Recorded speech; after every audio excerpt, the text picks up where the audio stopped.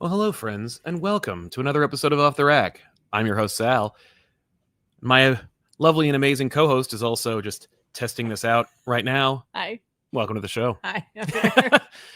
Welcome to the show, Tiffany. Yeah, what? So, we're trying something out, and we have no fewer than 3 different electronic devices, not including our desktop computer. 5. We have 5 electronic devices, all running simultaneously, all sapping the Wi-Fi. It's a good idea. We know what we're doing. It's a great idea. We know. We've been doing this for 11 years. Yeah. So I figure we should only screw up 3 or 4 times during the show. This out. I think you need to be taller first. You think I need to be taller? I think you need to be taller. Like my chair needs to be taller? Well, it does have a height. I feel thing. like your chair needs to be taller. How's that? I think that's Is that better. taller? I think that's better. You know, it's not like I've been hiding the fact that I'm tall. That you're 9 feet tall. I am not 9 feet tall. DJ But you're 12 of feet Only tall. Stupid Answers is actually 6'6". So he towers over me. But he gave me a condescending compliment. No, I'm kidding. He's like, I know most people are much shorter than I am, but you're not much shorter than I am, so it's throwing me off.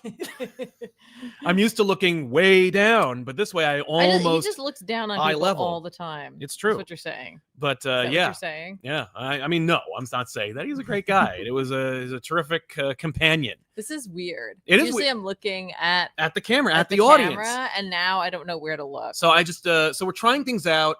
We're gonna do our show as it normally goes, with we're gonna try. unfortunate omissions. The first of which is no pictures this episode because I just don't have the ability to do it. Not yet. Not yet. We're If I had like a figuring this out. laptop, I could access I think there's it. another way we could do this too. Yeah. Well, there's another way. We could have a producer who actually does all that crap for No, us. okay, that's like what your go-to is. No, there's other ways. I would love for you to share one of them with me. I will. But I'm not Ladies gonna and gentlemen, do let's it. hear it. I don't know. I'm not gonna do it on stream. I just said that. Why? Because that's not what we're here for. We're here not to here talk for about that? comics. We're here about Oh. comics. Talk about comics that came out last week. We're gonna review them, tell you what we thought about them. We're gonna recommend books that are coming out this week. We're also gonna talk about comic book news, and of course, if you are new to the channel, this show is brought to you today by you. By viewers at home. If you'd like to sponsor this show, you can leave us a super chat, which we'll read at the end of the show. We'll talk about it. We'll have a good laugh about some things. If you leave us a joke, we'll enjoy your gifs or gifs, however you prefer to say it. Gifs, correct? It is GIF. The creator of GIF said so. It's You're- the thing I've said since the invention of the GIF. I'm sorry that you're so wrong. Oh, I'm sorry. I mean, like, is that person created it? So are they a linguist? They are the creator of it. Doesn't Does it- matter what their it intent does. was. It does matter. Anyway, yeah. What's the comic news? Well, Also, don't forget to like this video. yes, and subscribe to the channel. Click the bell for notifications so you know when we go live, which is typically Monday nights around 6:30 p.m. Eastern Standard Time. Yeah. As far as the news is concerned, I mean, I just got back from San Diego Comic-Con, or Comic-Con International, something that no one will ever call it. Yeah. And it screws up the social media trendings always, because what they would like is SDCC, and everyone is always just like, that's what everybody does, SDCC, but they were like, no, it's Comic-Con International. It's like no one's doing hashtag CCI. No one is going to tag it that way. But anyway, I just got back from that, and I had a time. And You had a nice time. I had a nice time. It was nice of the few that came to the Josh and me panel. That was cool to have. I have my name on a placard.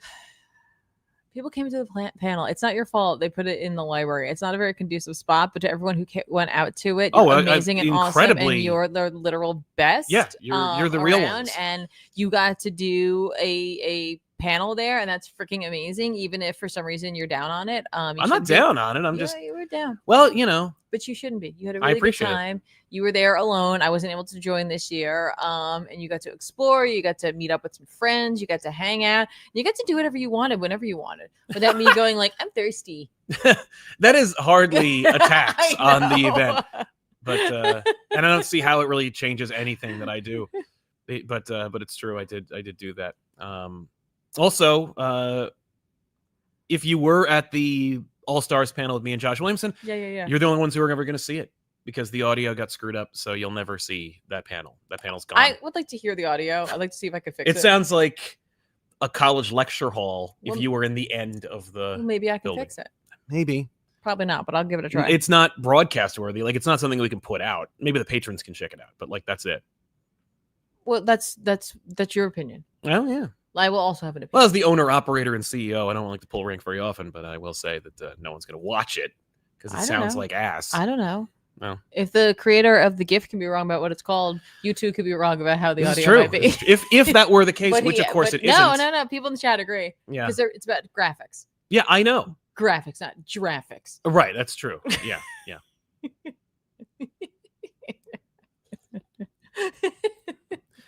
So what is new in comic book news? Well, generally, I like to think that there's all kinds of great news coming out in the world of comics. The most pressing on the social media. What gift of news will you be giving us? Yeah, this only disproves your point, by the way. No, it doesn't. Yes, it does. GIFT. Somehow the T changes the sound. I'm just saying. Well, anyway, this is why we can't be like this. This is what you wanted. You wanted this forever. You're like, I need to be able to look at you and then do the show. I know. I gave it to you in a silver platter, and you're like, you did. This is horrible. You gifted me it. I was gifted this set. Thank you. I appreciate it. I'm excited. I don't think it's horrible. I think it's fun. Well, I'm just not we'll have to used leave it to the audience. We'll see what they think. I have not used to it yet. No, my pitch was it wasn't without a table. Mine was like chairs, microphone on. Yeah, then you have no control over anything that's happening. You don't want that. I do. No, you don't. You think you want that? Nobody wants that. Nobody wants to see that. Us completely relaxed. But we do need access to the thing. I need to be able to see. It's weird not having my pop filter, and I hate it. Oh, I can just hook that up. I'm just saying, I don't have my pop filter. I'm sorry. You guys are, popping in your face. Well, that seems to be part of the channel's, notoriety. But yeah. So anyway, Sony released a close-up picture of the suit, only to then release a video of the suit, only to then release nonstop photos from the on-location filming for Spider-Man Brand New Day. I can't tell what that's about. That's just to get ahead of it. Is that getting ahead of it? Yes. Is it also being like, wait, superhero movies are quite popular right now. Us too. I mean, you make Spider-Man, you're going to make $1 billion, and Superman and Fantastic Four are not. Which is also some news, unfortunately, is that it's time for them to stop saying that it's been historic drop-offs. Like, oh my God, 80% drop-off after 2 weeks of a superhero movie being out. Oh my God, you mean to tell me that everyone went to go see it the first week? Like, meteoric rises on opening weekend, and then 80% of the audiences stopped watching it after they saw it already. Like, not everyone can go see it and then see it less than 12 hours later like I did. This is true. But look at... just as a quick side tangent, because I've always wanted to talk about I always want to talk about media and the entertainment industry and how I fear that we may have peaked. I think that the Matrix is more prescient than ever. That 99 was kind of where everything kind of stopped being decent. Hey, we had video chatting and it wasn't 6 different things. Don't know about that. I'm not actually suggesting that 99. I mean, look, we didn't even have Wi-Fi. No, but it's not true. But we did have everyone's people who weren't born long after the death of the video store are waxing nostalgic on the video store. And I'm like, yeah, people want third spaces. They want to go someplace, and even if it's just to go someplace and get something for themselves and just be in their own head to grab a movie, yeah, people still want video stores. In any case, that's all to say the expectation of a movie making $1 billion every single time is gone. It's gone. It's over. It's over. You had your time in the sun, but it's over now. You will never. Secret Wars is not going to make $2 billion. Neither is Avengers Doomsday. Spider-Man might not make $1 billion. It probably will.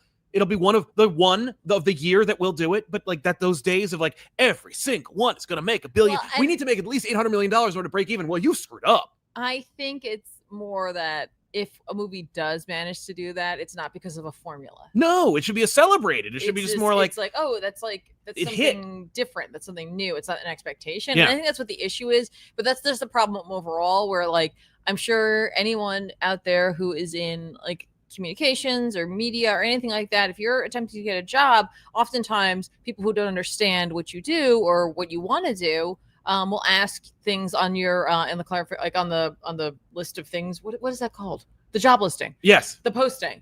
One of the things will be needs to be able to go viral or understands whatever. And it's just I don't know. Do you understand what that means? Yeah. You can't control. Needs to be able to hit a home run consistently every single season. Yes. And it's you know what? Yes, there are certain things I'm sure that can make your chances greater. but that's not the same thing as being able to control that Yeah. sort of thing. I You know. can't control that. No, there's But it's absolutely just no a control over fundamental that. misunderstanding by the people in charge. Yeah. Because they just hear these terms or they see it happening and they're like, well, obviously there's some sort of magic wand that you use and it happens. And that's what's so deeply true about the entertainment industry, is that the same people who were governing it 30 years ago are still governing it today. And it's just this desperate fear of death and this need to make as much money as possible so they can win with the most toys. Yeah, but like we also aren't in charge of multi-trillion-dollar franchises and ruining the entertainment landscape as we know it at a historic rate. Yeah. Just like we were talking off mic earlier today, I'm advocating for a systemic change in the distribution of media. I think that streaming is over. I think that streaming was an interesting experiment, and I think it works in particular. Like, it works for things like this. It works for things like things that are built for streaming, but streaming in general, like making shows, making movies, that had an idea, but it doesn't make the money. It's not sustainable. I think streaming works more in terms of like second run stuff. Sure. Like, I think that's where Netflix, the model of Netflix, where its value truly isn't like necessarily the most like recent thing. Although honestly, there is something about it that makes movie going more equitable because it costs so much to go to the movies. Right, but you still need to pay $25 or more to go see a movie in your home. Right, but that's per month. Well, I'm saying for like if we wanted to watch, I don't remember what it was, like Sinners or something like that early. Yeah. Or before it comes out. You got to pay movie prices to see it. Right, but I only have to pay it one time. If I have a family, if I have a significant other, or you're bringing people to the movies, it's going to cost like $50. I am going to technically save money by doing that. Theoretically, yes. So there is an equitability thing. Sure. Words. That I can't fault or say that streaming doesn't help to remedy. Sure. For sure. Like I don't know. I know there's value to it in some way, or when you go to a movie and, if you're in a film that is more family friendly, but is not made for children, obviously it's like the parents are going to do the best that they can with the kids. Yeah. Right. If they want to go as a family, they want to go see a movie, but maybe the kids just aren't having a day of it, but you've already spent money on being there. You're going to want to stay there, which makes it harder for everybody else. If you have that option and you're like, you know what, maybe they're not ready. We'll rent it. We can all go. And again, huge money saver. Yes. So I don't know. Like, that's why the video store was so great. Right. I understand that. Because it also gave you like a week instead of the 48-hour or 72-hour window. Yes. Now, making things directly for a streaming market is interesting. I mean, I think it's one of those, once it's gone, if it does go away, it will not come again for quite some time. It'll be one of those where it's like, well, that was a crazy time. Yeah. Where studios were spending money hand over fist to create new shows that like a quarter, a tenth of the audience was even aware existed. Yes. That's a waste of time, money, and resources. Overall, I think it's just like, if a tree falls in the forest and no one's around to hear it, does it really make a sound? If a show comes out on Paramount Plus, did it really exist in the first place? Yeah. But it's that opening up of a market where there's just more out there's more ideas, there's different voices in terms of the types of things that are being created. Interestingly enough, it's funny because the potential for the market, generating shows, like we're seeing an unprecedented seemingly glut in production, and yet I only see from the entertainment industry, from writers, staff writers, that it's never been harder, that it's never been worse for them to get employment. Oh, I am sure of that. I guess I'm more talking about the types of shows. The audience viewer? Or no, the types of shows that are out there. Just, regardless of if it's being told by different voices, there are many different styles of show. Sure. There's more willingness by studios to take a risk on something that may not, but not a significant risk. No, but like a show would normally be like 27 episodes per season every year instead of 3 to 8 episodes every 6 years. Yes, and also if it's Netflix, it's like we're following the old Nickelodeon model where it's like, well, we got 2 seasons out of it, cancel it. I don't care how successful it is, it's over now. Sure. But if you think about it in terms of how studios used to have to run it, where they had to plan time to play it. Yeah. Like there was only so many hours in the day if you're going by strictly like a TV model where it was just like, well, in order for me to show this, I have to bump something else. Sure. So I feel like in that viewpoint, there's more availability where it's like I can put a whole I don't bunch of need. stuff Yeah, out there's no competition whatsoever. Except yeah, except it's for my own everything. competition. Right, exactly. It's a competition from existing. Yeah. And the other problem, of course, with competition is that like you're literally competing with everything. You're competing with like people who have. I said this on another show where I was like, I literally saw someone say, I don't watch narrative-based content. I don't watch linear-focused content. Okay. Like I only watch people in their cars talking about their day. It's story time. Get ready with me as I tell you about the time that my mother disowned me. Sure. And I just watch that. I don't watch narrative-based content. Like that's always existed. You know, there were people who only watched the news. There were people who only watched like cooking shows, people who only watched, you know, craft-based shows. That's very similar. There's no narrative there. People who only wanted to watch that, it's watching nonfiction. Right. Like there's a reason there's a huge section of nonfiction books out there, right? No, that's true. You know, it's like for people who are not interested in that, I just want to hear something real. I want to hear something grounded. I want to hear something as it is. I mean, I just, you know, that's talk shows. That's like, you know, anything. It's existed forever, and there are people like that have existed. True. It's just weird now to hear it, just because there's, especially. Well, look at this industry that we're working in right now. It's obviously all about fiction, whether it be, you know, inflating our numbers or yeah. Whether it be, you know, the collector's market inflating the value of a book, you know, back in the day, or I'm kidding, or you know, or YouTubers the actual or content creators generating or the views, actual fiction of the content comic, we're talking right? about. Yeah. But so it's like people that have existed forever. It's just they don't really declare it. That's true. Yeah. In any but case, anyway, Spider-Man has a new suit, and how do you feel about it? Looks great. I only have one. I have only 2 notes, but I love it. I think it's great. It looks fuzzy. You know, normally it looked kind of rubbery. It always looked rubbery or some kind of like a wetsuit kind of material. Yeah. I was very happy with the Homecoming suit or the Civil War suit. Yeah. I was very happy with that. The only issue I had really was like the fact that they had those weird like black lines. But again, I was just so happy to have Spidey in the MCU, and that it had the fat spider on the back and the web wings. I was like, well, I mean, you know what? You take them as they come. I'm not going to argue. The eyes moved, which I never wanted or asked for and never expected, and now that it's here, I'm like, yeah, sure, that's fine. You know, it's cool. It's not like it mattered. It didn't diminish from the appearances of Toby and Andrew. The Way Home movie wasn't like, oh, what the hell's this? What are we making a Flintstones movie here? Like, it was fine. You know, like we're setting things back in the prehistoric days. Like their eyes don't move. I can't tell what they're saying or how they feel. Okay. It's like, trust me, if this is a movie with Spider-Man in it, he'll take his mask off every 5 seconds. It's fine. You'll be able to see him emote. But I mean, overall, it's a great suit. I think it looks awesome. I love it. This is the part in the show where we would normally show you a picture of it. Unfortunately, you know, new format. We're trying things out, but it would be there. You can look it up. Just Google it. But it looks great. I like the eyes. I like the suit. I think they met us halfway with the raised webbing. We talked off mic about the raised webbing. When Toby's suit first emerged, I was just happy that it was red and blue. I was like, oh my God, you know, I don't care for the raised webbing, you know, seems a little weird. Not weird. I didn't like it. And I never did. And I never got used to it. And as much as I was fine with it, I was just hoping and praying that they would never bring it over to the comics. And they really for the most part didn't.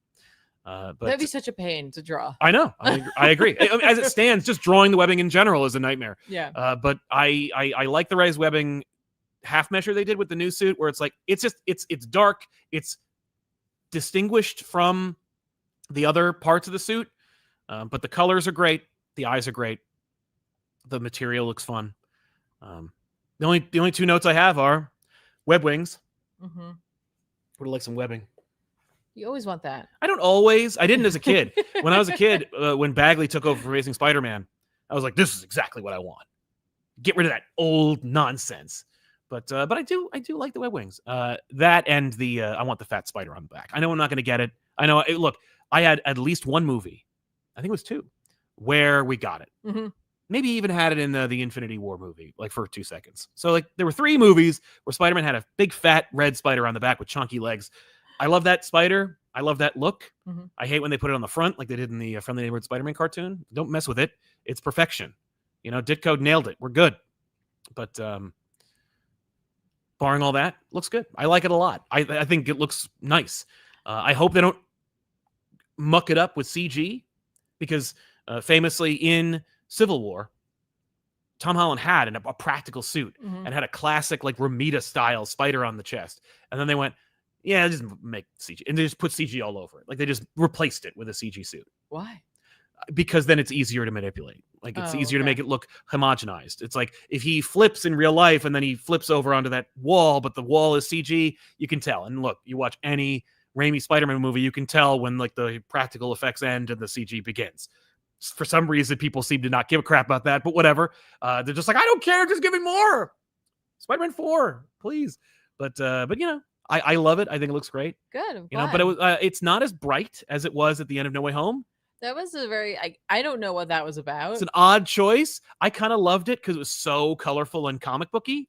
Like I wanted it for the game. Because in the game, you know, I wanted him to really stand out and be flashy. The only time I ever liked the I don't know what it's called, like the all new, all different Spider-Man suit that Dan Slott kind of brought into the world with a glowy. I love it in the video game. Really? I do. I think it pops. Yeah. And really, it's just like that's because it's basically just generating what my mind remembers from the like classic suit. It's just bright and colorful, and I liked how like bright the pants were in the movie. I was like, this looks great. Yeah. Though it does also seem to be inspired by his, you know, new mentors, the other Spider-Man from the multiverse, where, you know, the spider is more spidery and it's the same spider on the back and it's just bigger. And I'm like, all right, it's making a lot of people happy.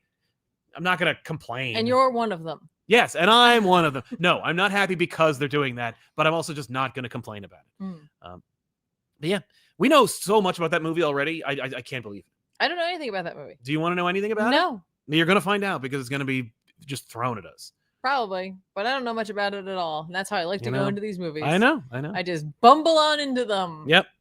Just knocking into things as I go. Yeah. But I love the suit. I think it looks great. And I'm happy with it. Excellent. I hope he doesn't go through like 3 different costume changes throughout the movie. He might. I think he will. If one of the villains is to be believed, we'll probably see an inverted version of it. Why would you just immediately gave it away? Not necessarily. 1,000%. Well, 1,000%. It's going to be in the. Wow. You're going to see at least one teaser. Wow. Sorry, I don't even know actually. If I was like, don't tell me. And you're like, hang on, I'm going to give you something that you can't help figure out immediately. I don't know. I don't know honestly. I'm just saying that's one of them. I'm sorry. You could have said, I think he's going to have a costume. I think he'll have at least. I think I'll have at least 3 costume changes. You can't take it back. You can't roll this back. There's no time machine here. It's over. It's been spoiled. Okay. Now what? I guess comics. Okay. You want to talk about comics? Unless you have any news. I don't have any news. All right. We missed last week. We did. I have a couple from last week that I read. Well, did you read any of them from last week? No. Okay. That's fine. Oh, I did. I read Gwenpool. Wow. So I was like, what is happening? That came out last week? Yeah, just to catch up because there are only 3 issues, and I read the first one and I was like, woof. Yeah. Reading the second and third one, I was like, yeah, more of the same. Yeah, they really want you to think that's Gwen Stacy. I think it's a clone of some kind. Okay. But Gwenpool, the actual character based on Heather Antos, like she died. She was killed by the new Gwenpool, and now she's like body hopping. Oh. So we'll see what happens. Okay. I think it's a fancy I think what they're gonna do is just replace the current like fake clone Gwen Stacy that they have running around being a Gwenpool. Okay. And have Gwenpool, the character, jump into her body so that we have at least 3 physical Gwen Stacys running around in the 616 universe. One of them being a corpse, the other one being, of course, the Ghost Spider Gwen Stacy who used, I want to say it was the Cosmic Cube or something to retcon that she always existed in the main universe. Stupid. And now this one, not to mention the 24 clones that have come and gone right over the last 30 years. Right. But yeah, I don't know what it is about that character. Like I know why like Quesada wanted to bring her back during One More Day, and it was just because he's like, well, but I remember her. But like, I don't know what the current crop of Marvel people want to do with her. Like, I don't understand. They're like, I was born after 9/11. I have no idea who any of these characters are. But let's use Gwen Stacy again. That'll get the audience really on board, right? Apropos, there is some big Spider-Man news that is leaked. Uh-oh. I don't want to get too deep in the weeds about it because it'll come out. Sure. But one of the pages might be the last page reveal of all new Venom. Obviously, yes. Mary Jane. Yes. Another maligned female supporting character member from Spider-Man's cast. She's Venom right now. There's a page that was released, and it's I I don't even want to say heavily implies because of the like complete lack of subtlety that's going on. But Paul is in Dumpsville. That MJ breaks up with Paul. Good. I know, and I'm like, you know, a character like Paul used to be, they just went away. Like people just stopped writing about them. Right. That was, but Well, like now he's been dumped. But now he's been dumped, and like the line is, "Paul, I'm breaking up with you." I'm like, wow, what deep layered subtlety from Eisner Award or at least nominated writer Al Ewing. Now it could be that Paul, since he's a jackass, like pushed the issue as a character. You know, he was like, "What are you saying?" And she had to outline it, but like they must have known that book that page would go viral. Sure, and that's why they dropped and they needed it. They couldn't have any subtlety. They couldn't have any debate. Yeah, well, they won't. They. Yeah, it needed to like, whoa, it could be interpreted. What if it's the last page? That could also be like a setup. Yeah, for something else where it's like, well, not really. So don't get your hopes too high, folks. Well, and don't like encourage them. You know, like Marvel was like, they're gonna. Oh, I know how to stoke the like. Just don't buy it. Anyway, it'll happen whether you buy it or not. Really quickly, just two things last week. I just want to touch on. A whole bunch of books came out. Oh last yeah, week, they did. But I just wanted to mention Absolute Wonder Woman came out.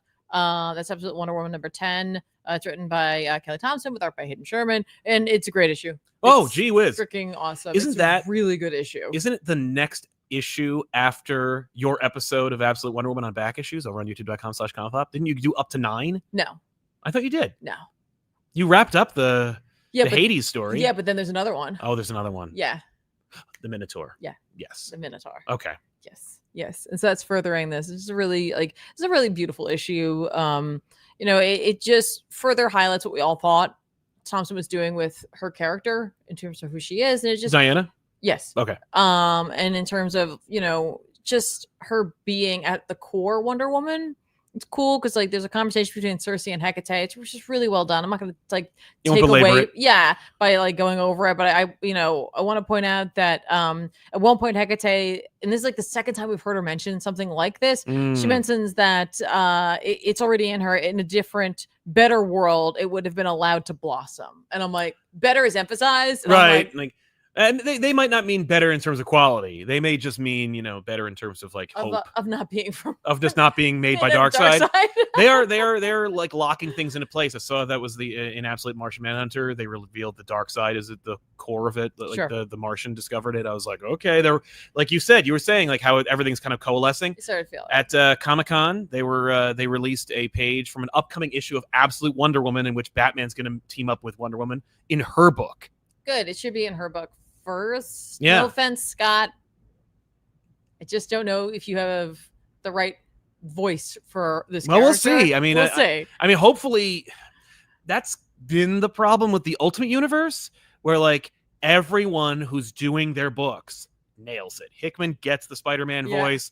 Brian Hill crushes it with Black Panther. Yes. Yet when those characters are given to other writers, they fall. Yeah, it's just a little different. It just doesn't work. I get and that. It's like, well, that doesn't mean that doesn't bode well. You know what it is? It's like each book has such a personality to it that when you take them out, it kind of like it shakes up everything. It does shake up everything. But yeah, just really beautiful, like, you know, present time, past, just what Thompson's been doing. I'm reticent to say more of the same. Sure, because you don't want to make it sound like you're being dismissive. Yeah, but it's more of the same, very high quality item. Yeah. Yes. So, it's what I've come to expect. The high quality that I come to expect. Exactly. From this title. Additionally, I read it, but I wasn't gonna necessarily bring it up. But like Moon Knight Fist of Khonshu came out. It's Moon Knight Fist of Khonshu number 10. And the only reason I definitely wanted to bring this up, again, written by Jed McKay with art by Devmalia Pramanik. Every issue of this series from the get-go has been really, really amazing. Every once in a while, an issue comes along here that I'm just like, it's like so good. This issue's so good. It's so good in a way that I'm not saying that McKay at any point in time was like, you know, lacking in ability to write, but this was like he got a shot in the arm somehow. This issue had so much incredible energy. It was just like firing on every cylinder. The writing, as Ethan would say, snap, crackles, and pops. Wow. For sure in this. Well, when Jed McKay works, he works really, really well. When he 1000%. doesn't, it's not bad. It's just that it's kind of flatlined. But like, I couldn't get. I'm reading this issue, and I'm like, I'm just eating it up. Yes. And every page, I'm like, how is this better? How is this better? And I don't want to, give away anything. Yes. But maybe you did talk at length about Jed McKay's Moon Knight on an episode of Back Issues coming up. Yes. And probably not this week, though. No, it's not this week. This week you'll see on patreon.com/ComicPop. You can see the episode right now. Actually, it's up on there. Yeah. But for the following week, Moon Knight. Yeah. So, by the way, if you ever want to see more Moon Knight or any of that, please watch that episode. But you talk about how Jed McKay always wanted to do Moon Knight. Yes, and like I've never heard him say I've always wanted to write the Avengers. Right, but I mean, you can do something well. Sure. Like he did Doctor Strange well, but Yeah. there's a different feel when he writes Moon Knight. Yes. And I think I even mentioned in that episode, whenever that comes out, 2 weeks. that you can see a person who loves a character get tripped up by that love. Yes. And McKay instead uses it to fuel his every Yes, part of his you refer to writing. the phenomenon Jed McKay remembers. Yes. And how normally that tends to be an albatross, Mhm. whereas in the case of Moon Knight, it's only a strength. Yes. No, it absolutely is. But this issue had this same excitement that some of my the first issues I like. Wow. Those issues I'm This is reading what 3 series later? Yes. And one event? Yes, but there are so many moments in this, and I got to tell you, I know I've heard that people were giving Dev Malia Pramanik some guff Yes. for their art. And I will say, they came in maybe a little raw, Mhm. but the fact is, much like Cappuccio's. Cappuccio for me was also a little raw. You did not, yeah. You there brought were that up in the moments show where I too. was like, I love this, but other moments in his earlier They were a work, little I was like, shaky. yeah, ooh, ah. So when Pramanik came on this, I was like, I have no doubt that we're going to be in good hands because the important moments are great. Yes. Right. And that's what really matters is you're getting the big moments, and I Mhm. know we're going to grow. Yeah. This issue was so strong for them. Wow. Just so strong for them. There were so many moments. You could feel how much work they put into this book. They didn't overwork the book. They just put so much into it. It is energetic. It is exciting, as it should be. And I got to tell you, the end of this, I'm so stoked. I'm so excited. Yeah, I use stoked. That's what I am right now about where we end, where we're leaving off, and for what comes next. It's like a homecoming if you've been reading the McKay run to come back around. To this. Wow, I'm that's great. so excited. But this issue, dealing with glitter, seeing the end of it, how it all kind of wraps up. Telling you this issue, I could not believe how invigorated I felt by this issue. Wow, that's great. Yeah. Would you say that because Moon Knight has never really been a good litmus test, but because it's so sparingly released, occasionally you'll get a Moon Knight run, Mhm. Charlie Houston, Warren Ellis, R.I.P., etc. But Jeff Lemire, Yes. but it's not like there's always a Moon Knight book. No. Though I think more recently there has. If McKay were to leave, would you read a McKay and Cappuccio or Pramanik on a Daredevil book?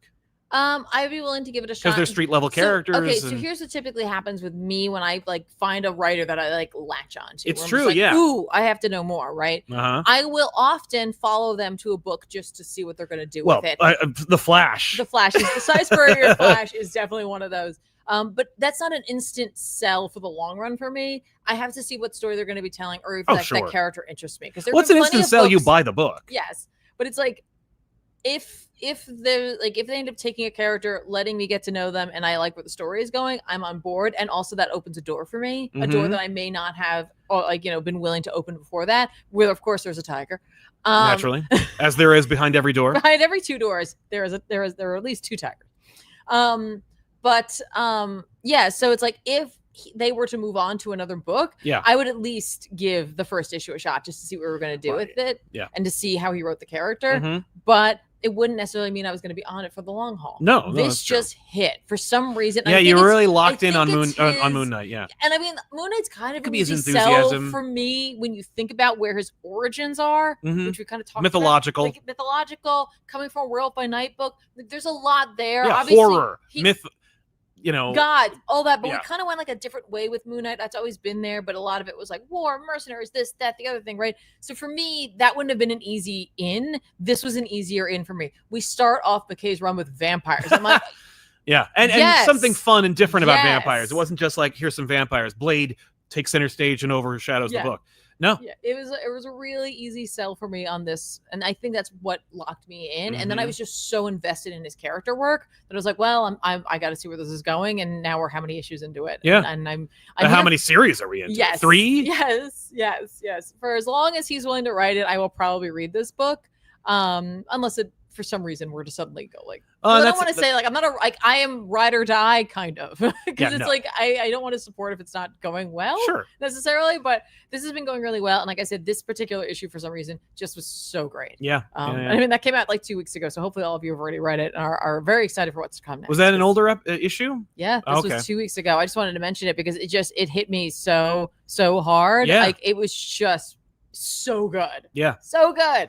Well, bringing things to this week. Yeah, let's do it. I read the finale of DC Sonic the Hedgehog. Did you really? Of course. Well, I've been reading the whole. It's only 5 issues, you know. Okay. But yeah, and it was issue 5. Yeah. This is of course written by Ian Flynn with art by Adam Bryce Thomas. This wraps up everything as you can imagine. It is in every way a quintessential crossover. You know, the Justice League meets the Sonic to wrap up the entire series. You know, the Darkseid invades the Sonic universe and causes trouble. He needs the Chaos Emeralds. He assembles them all. There's a 7th Chaos Emerald that emerges from this. The Justice League goes to Sonic's world. They learn a lot of fun stuff.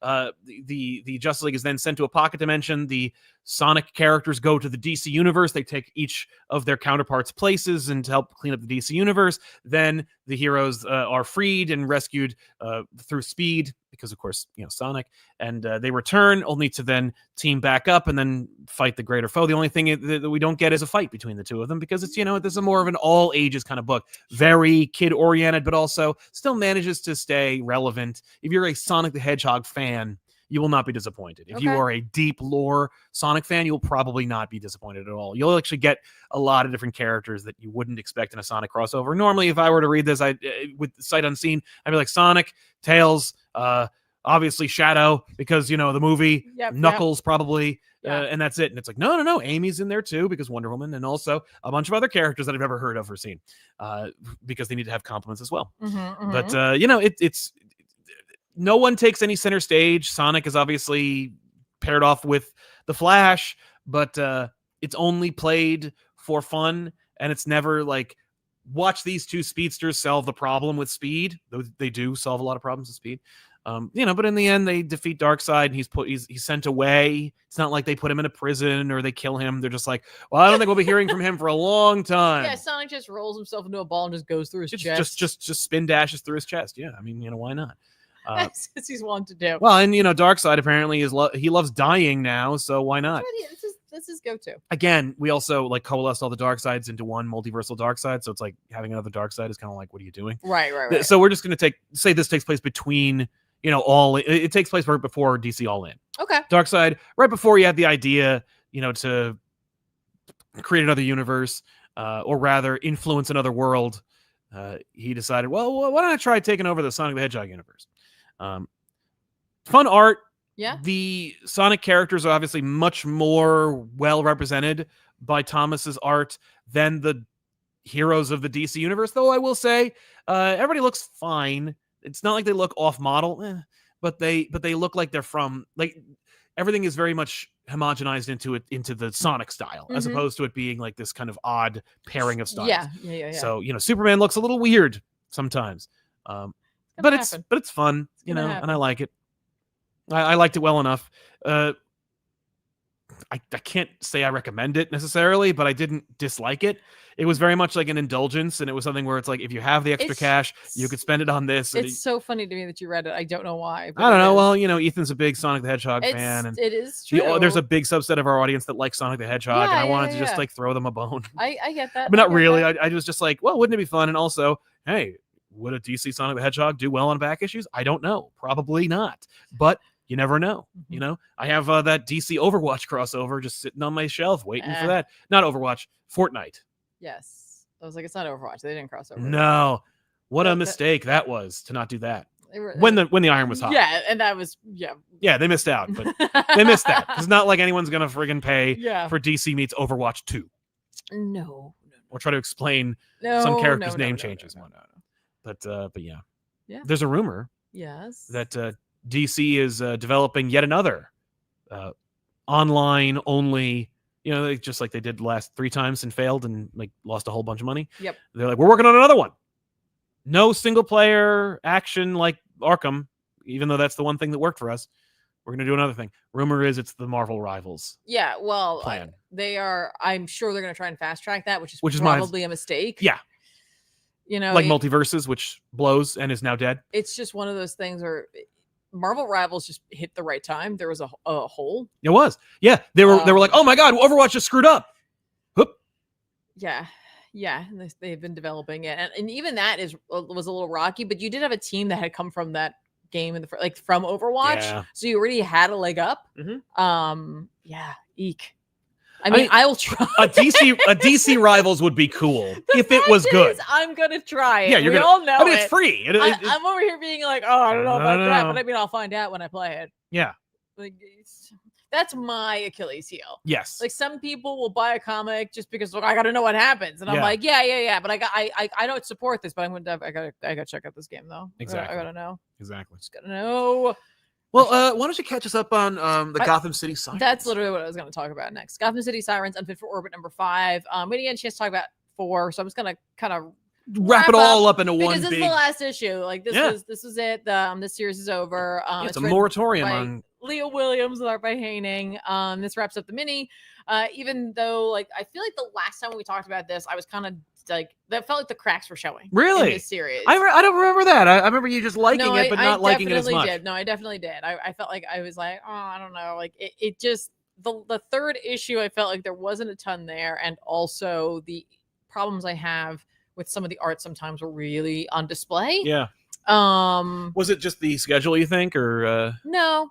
Okay. But I do think that over the last 2 issues, issue 4 and 5, that the fun outweighed any of my complaints overall. Great. Like, look, this book is silly and it's snarky and it's definitely action packed. Like, that's what it is. It is a summer popcorny kind of film game comic.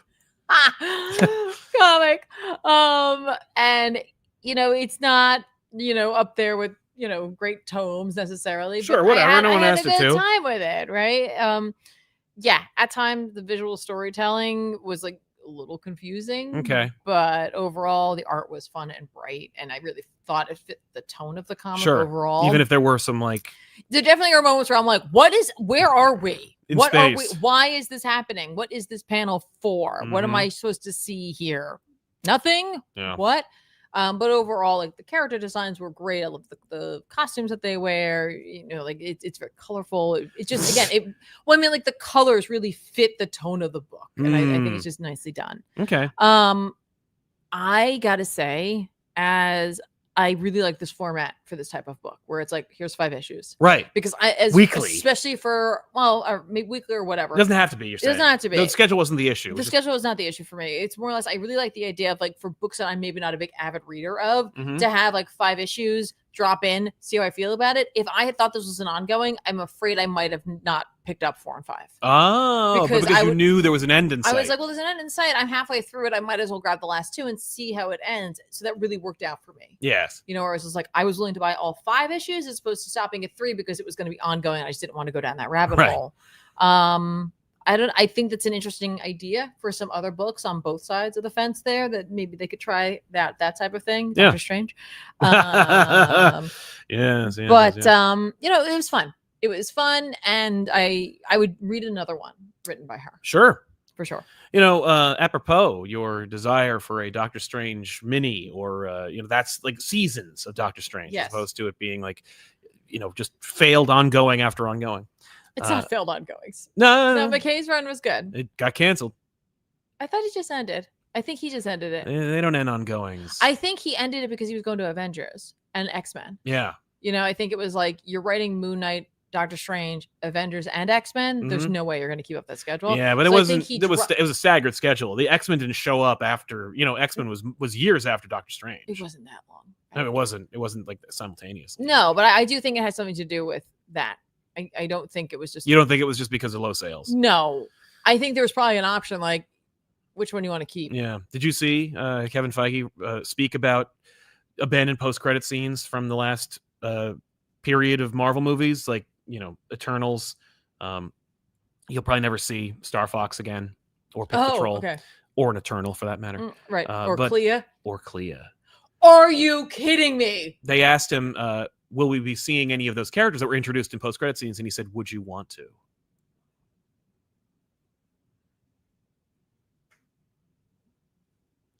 What? Right, like, what banger idea do you have for Doctor Strange 3?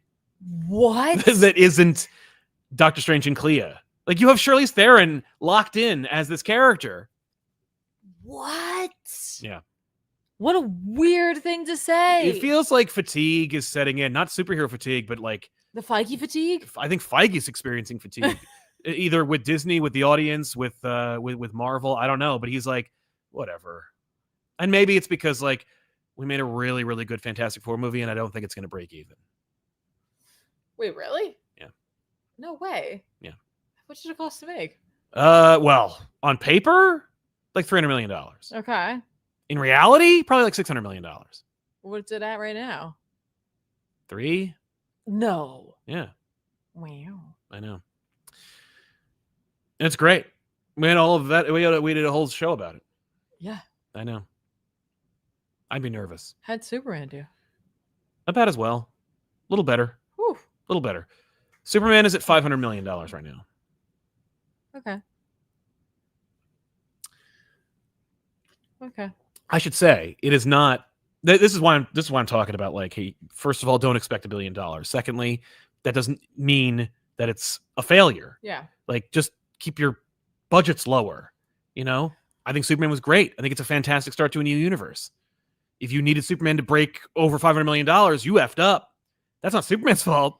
No, I mean, obviously, like, budgets are tighter for people. I don't know. Well, and people are apparently, like, I read a thing yesterday. People are tired of franchises. Oh, okay. Like Star Wars fans. We're losing Star Wars fans because people are just kind of sick of it. And I'm like, hey, that's me. Like, I love Star Wars. Yeah, we had a Star Wars cake topper at our wedding. That's legitimately the thing. I think not everything has there should be franchises, Absolutely. but not everything has to be a franchise. Not everything has to be created simply because of the potential to make something that come after it. Right. Sometimes the value is in the product. is in that first idea. Well, and you could continue to do stories, but you don't need to do one every year or every quarter or every whatever, you know? Dang. Like, yeah. I think the Marvel show is the real culprit. I think getting into shows was the mistake. It was a good idea as a pandemic hit. Yeah, once COVID was over, it was like, okay, we're not doing that anymore. Yeah, like that was a perfect thing for them to do, and I think that's what tricked them into thinking that it was would going work. to be successful. Yes. And then things like X-Men '97. Oh yeah, where like nostalgia was a huge factor. Mm-hmm. Wow. And it was great. Yeah. X-Men '97 was an excellent product. It's just, yes. you know. And look, and everyone, including ourselves, were like, oh, Spider-Man '97, Iron Man '97, let's go. But also, I wasn't. I was like that. But, and I was arguably, you don't need to do another Iron Man cartoon. That's from that. I mean, for God's sake, ForceWorks was the inspiration for that show. It was. Watch that show. It's on Disney Plus. You can watch every episode. It's great. Why would you? I did when it was on. Okay. It was called the Marvel Action Hour. I watched a really bad first season of Fantastic Four and a really bad first season of Iron Man, and then I watched a great season of Fantastic Four and a ForceWorks inspired season of Iron Man. I read a book this week called Spider-Man versus the Sinister 16. I was wondering if you were going to read this. From artist Phil Noto and Babylon 5 creator J. Michael Straczynski. Very nice. Returning to the character. Okay. The issue is just it's very indicative of the current era of JMS, which is, I want to tell a story that is also a parable or a lesson for today. You know, like my masthead is like unity or togetherness. Now, where do I go with the character I'm writing about? Whether it's Captain America and my weird run on Captain America, or with this one issue of Spider-Man. Okay. Also, he's true to form because, like, look, I loved the JMS run on Spider-Man, but I also am very critical of the fact that he did virtually no research. He's like, I get Spider. I read it. I know a thing. I read it back in the 60s. So like Aunt May, I think there's a Mary Jane character. Are they married or not? They're like, don't start. That's it. You know, occasionally, like throughout his run, when he was like realized he wasn't getting kicked off it, he's like, oh, I guess like Robbie, you know, but he doesn't work at the Daily Bugle anymore. So it's like we'll see Jonah once in a while, but like it doesn't matter. What matters is Aunt May and Mary Jane. End of story. And if he has a character from his past that's like a person he knew when he was a kid, I'll invent them. I won't use the thousands of characters that were already invented because I don't do research. What's Eddie Brock's name? What is it short for? Edwin? Let me put that on the paper. Oh, it's Edward? Odd. I've never heard of that before. Anyway, he does that with this, where he's like, Pete and MJ are together, right? Yeah, okay. I'm just going to do that. They're married, right? Yeah, I'm just going to put that together. Just, is this current now? Who cares? Okay. That's him. Right. That's JMS. I meant, is it supposed to be? Yeah. Oh. Yeah. He's just like, nah, they're together. I'm not reading a Venom book. I would never in my life. But Pete and MJ go to Pete gets MJ a reservation at a great restaurant that's very chic. Mm-hmm. And he uses Iron Man to do it. Like he uses Tony Stark to do it. He's like, Tony Stark, hey, I invented their relationship. Let's put that in the book. It's only a little bit. Basically, Pete arranges for like a double. He makes a reservation for Tony and someone and like two other guests, and then canceled everybody but him and Mary Jane. And MJ's like, I love that. So anyway, they get there, and then like Doctor Strange and Clea show up, and like Thor and She-Hulk show up, and Doc Ock and a girl he used to know show up, and like all these different characters show up, like Loki, and they're all on dates, and they all have reservations at this restaurant. That seems sus. Yeah, and it turns out is anyone immediately like, no? Well, they're all like, but oh god, my work friends are here. Yeah. Oh no. Well, that's true. Like, you know, Thor's like, hey, and Spidey's like, don't tell. Like, he's like, She-Hulk does not know that I'm Spider-Man. And I'm like, how would you know that, JMS? You don't read. But it's cute, you know, because he's like, oh, I gotta pretend like I don't, like I know Thor, but I don't know Spider. It just, by the way, like, you know, it's fun. It's just it's you're supposed to shut your brain off and just have a good time. Yes. The point of it is that the owner of the restaurant is the producers. I need to get rid of this restaurant. I'll invite all these superheroes and villains. So they have a fight and they destroy my restaurant. So then they do, and then because She-Hulk is there, she's like, I heard your conversation and I'm going to take you to court. And then the wife recorded a conversation she had with her husband about how the whole thing was his idea.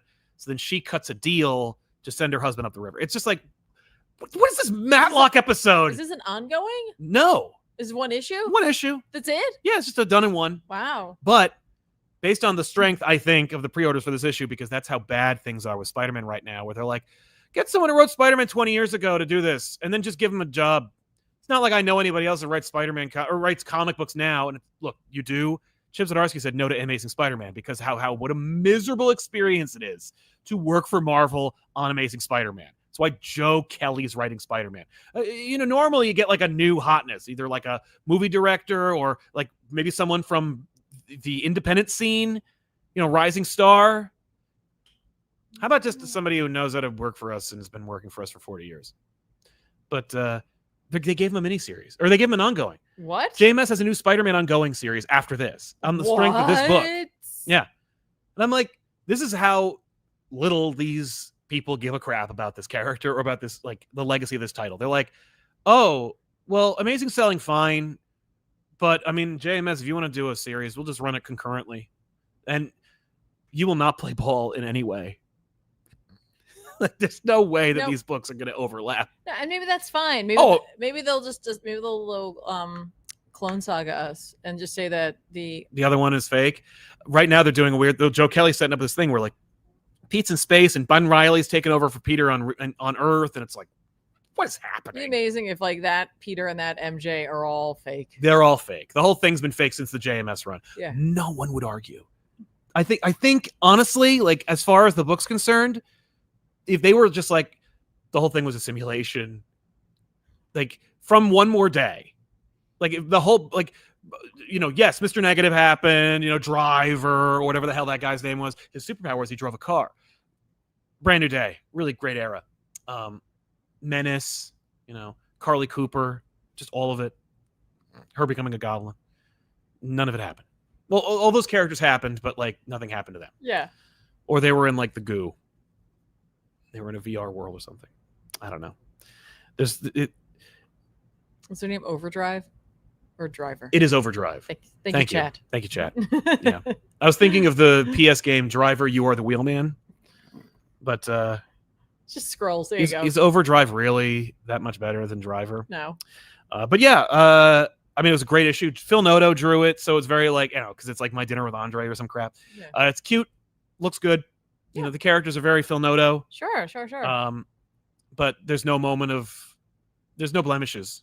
Okay. It's a good issue, fun, and look, if you're looking to convince anybody to read the new JMS run, show them the old one, sans at least 2 volumes, One More Day and Skin Deep, but just show them this one issue, and it's like that's a good idea. They're like, here's this issue, Spider-Man versus the Sinister 16. I guess. Like, is it really? Not really. But I guess there's technically 16 characters. Okay. Venom's in it. Again, like JMS doesn't even know who the hell Venom is. At least this point he knows he's named Eddie. I couldn't figure out why Mystique was on the cover. Yeah, because she and Destiny go there too. Oh. And I was like, do you really? What's their status right now? Like, I don't know. Who cares, right? Who cares? I don't read JMS X-Men. Well, he doesn't care. But yeah, it was a cute issue, fun issue. I really liked it. But it was also not like his previous run. Like his previous run had, I don't know, a little more grit. Like it felt like he had more to prove. This felt more like a victory lap. Okay. But it was still good. Yeah. But there was a noticeable shift. I forgot to mention really quickly because you mentioned Destiny and I mentioned Mystique, and that led us to Destiny and Mystique, which made me think of Rogue, which made me think of 2 weeks ago when like Wonder Woman and Moon Knight came out. Yes. Like that Jeff book came out as well, where he ran around with Rocket and Groot. It was really cute and all that stuff. Where he landed next is with Rogue and Gambit. So I like the next issue. I'm like, Jeff is in that Gwenpool book, by the way. I'm in. But yes. And hey. And Gambit, as we know, has he has a bunch of cats. And he loves cats. So I'm sure there could be a problem. They'll be eaten by Jeff. And I'm looking forward, of course, to Kelly Thompson and Guri Heroes. It's not Guri Hero in this book. No. Jeff and Crypto. Oh yeah. Oh yes. 1,000%. Yes. We got a preview page from the Kevin Smith. I think it's Adam Kubert, Green Arrow Daredevil book. Oh, yes. Looks great. It's exactly what I want. Just he's doing the thing. Way to go, Kev. All right, fair. I got a couple more. I only have one, so please. So let's do my 2 before that. Really quickly, Flash number 23 came out. I'm not going to spend too much time on this because I know not a lot of folks the book's over. Are fans of it. Obviously, from what we've heard, there's only 2 more issues of Cy Spurrier writing on this, so I don't know if the next issue will wrap up this whole Flash. And then he'll have thing, like a kind of button, or if it'll be the next 2. So I don't want to speak out of turn. I don't really look at the previews for the most part. But I'm just saying that right now, issue 23, we got 2 more with Cy Spurrier. This is Cy Spurrier and Vasco Georgiev. So this issue, like the last issue, we met the Shade. We're like, oh, it's the Shade. And when I was like, oh yeah, because obviously I'm British. Yeah. Yep. Sure, makes sense. And so we get a little more information as to why he's here and like how he's being used by Eclipso. Okay. Because he is being used. Okay. Because like my understanding is the Shade's kind of been like, nebulous in terms of what they're doing. Yes. Yeah, like they're a bad guy, they're a good guy, they're kind of above it all. They don't really care. They're doing things, they're doing this, whatever. Recently been a little bit more on the good guy side of things, and now all of a sudden is not. It's like, what's up with that? Well, they're Eclipso. It's actually really sad. Oh, well, and of course, like, Cy Spurrier. For me, I'm like, this is what makes Cy Spurrier such a competent writer. His ability to take a lot of stuff that's going on, maybe like in the real world, or just experiences that people have in the real world, and then translate them into comics. And so it's like you have the Shade, who is obviously this like immortal being, right? Who is in love with someone. Oh. And that person is sick. Oh no. And like they have days to live. Okay. And Eclipso made a deal with them. Sure. If the Shade helps, I'll extend her life or remove the curse. No. Or and that's where this I was like, that's exactly what it is. The Spurrier is like, no friends. What he'll do is he can't fix whatever's happened to her. No. Like Eclipso can't fix that. But what he can do, supposedly, is remake things so that the Shade is not immortal. He's like, I can't live without her. So he'll die with her. He'll So he die. only has like 2 days left to live. Or he's just like, I don't know how long he'd have, but he's like, the idea is that he's just like, I can't live without her, and I recognize that now. And so for me to go on would be agony. And so what he'll do is he'll grant me death. Okay. And I'm like, yikes. Yeah. oh, That's very British. so excellent. Yeah, that is excellent. Like sad. just so sad and so well done. But yeah, so it's like we get that going on. I'm not gonna tell you how they fix that or address that. Yes. But we also get some further backstory about the Eclipse of Darkseid connection. Oh, really? We're gonna actually like Seisberg is gonna waste time trying to tie it into All In. Well, he talks about because Eclipse died in All In. Well, yeah. But like before that, we could talk about like Eclipse serving Darkseid and like all this, and like there's like a gem and it's like trapped inside and blah blah, all this stuff, right? We talk about all of that to make sure that those of us who maybe don't remember all of this are like, oh yeah, right. Well, someone might go, why is Eclipse? How is Eclipse in this? It's like, here's why. And a little bit more about that. We also check in with Foxy. Don't forget the Flash dog. Yeah, it's really sad and very sweet. Oh, in which it's like he's trapped within Eclipso, but he's still going. He's still there, and essentially, like he, as is pointed out, like they didn't have him for very long, but like they're just such good pet owners, and Foxy loves them so much, and they love Foxy so much that like he's basically holding Eclipso back with love. Oh, because she's just like, my pack will come for me. Oh. I'm like, oh, that's sad. He's such a good boy. No, I like that. I love it. I love it so much. I understand, and I've said this every single time I bring this book up, this Flash book. I really like this series. Yes. But I know that I also really like Spurrier's writing. It just hits me in a certain way. That's what I'm saying. You know, his Hellblazer work really hits me in a very specific way. I haven't read all of Spurrier's stuff. No. Some of his works just get me. Yeah. They get me at my core, and they make me question the world around me and just what's going on. Like the Hellblazer Dead in America series really made me question, you know, American values and all of that. Yeah. And in the series before that, when he was writing on Hellblazer, he really tackled the EU and England and Britain and their place and all that. And it was stuff that I was made aware of that I didn't know about through his lens and through these characters, right? When he does Dead in America, he starts to put us under that same microscope. And it's one of those things where it's like sometimes you need something like that, whether you agree with it or not, to just help you to think about the world differently and to kind of have that check in. And like that's why that book to me is so important. There's a couple really spectacular issues, one of which that deals with like immigration and such for Dead in America. It lives in my brain, and that's the kind of stuff that's like sometimes I'm seeking that out. In this, I recognize that maybe the way he started this run wasn't the best, and I'm sure I'll talk more about this as this series has ended. Right. But I was thinking more on it if the tone of his book now of this Flash run had been how he started, I think Flash fans would have been more open to some of the headier, deeper concepts he would maybe want to get into later on. Right. But starting it off, just being like, here's something very different, I think was a little alienating. Well, I remember Deodato Jr. drew it, and it was like very different style. Very different style. I remember that really. I remember when Benny talked about the book, he was just like, no.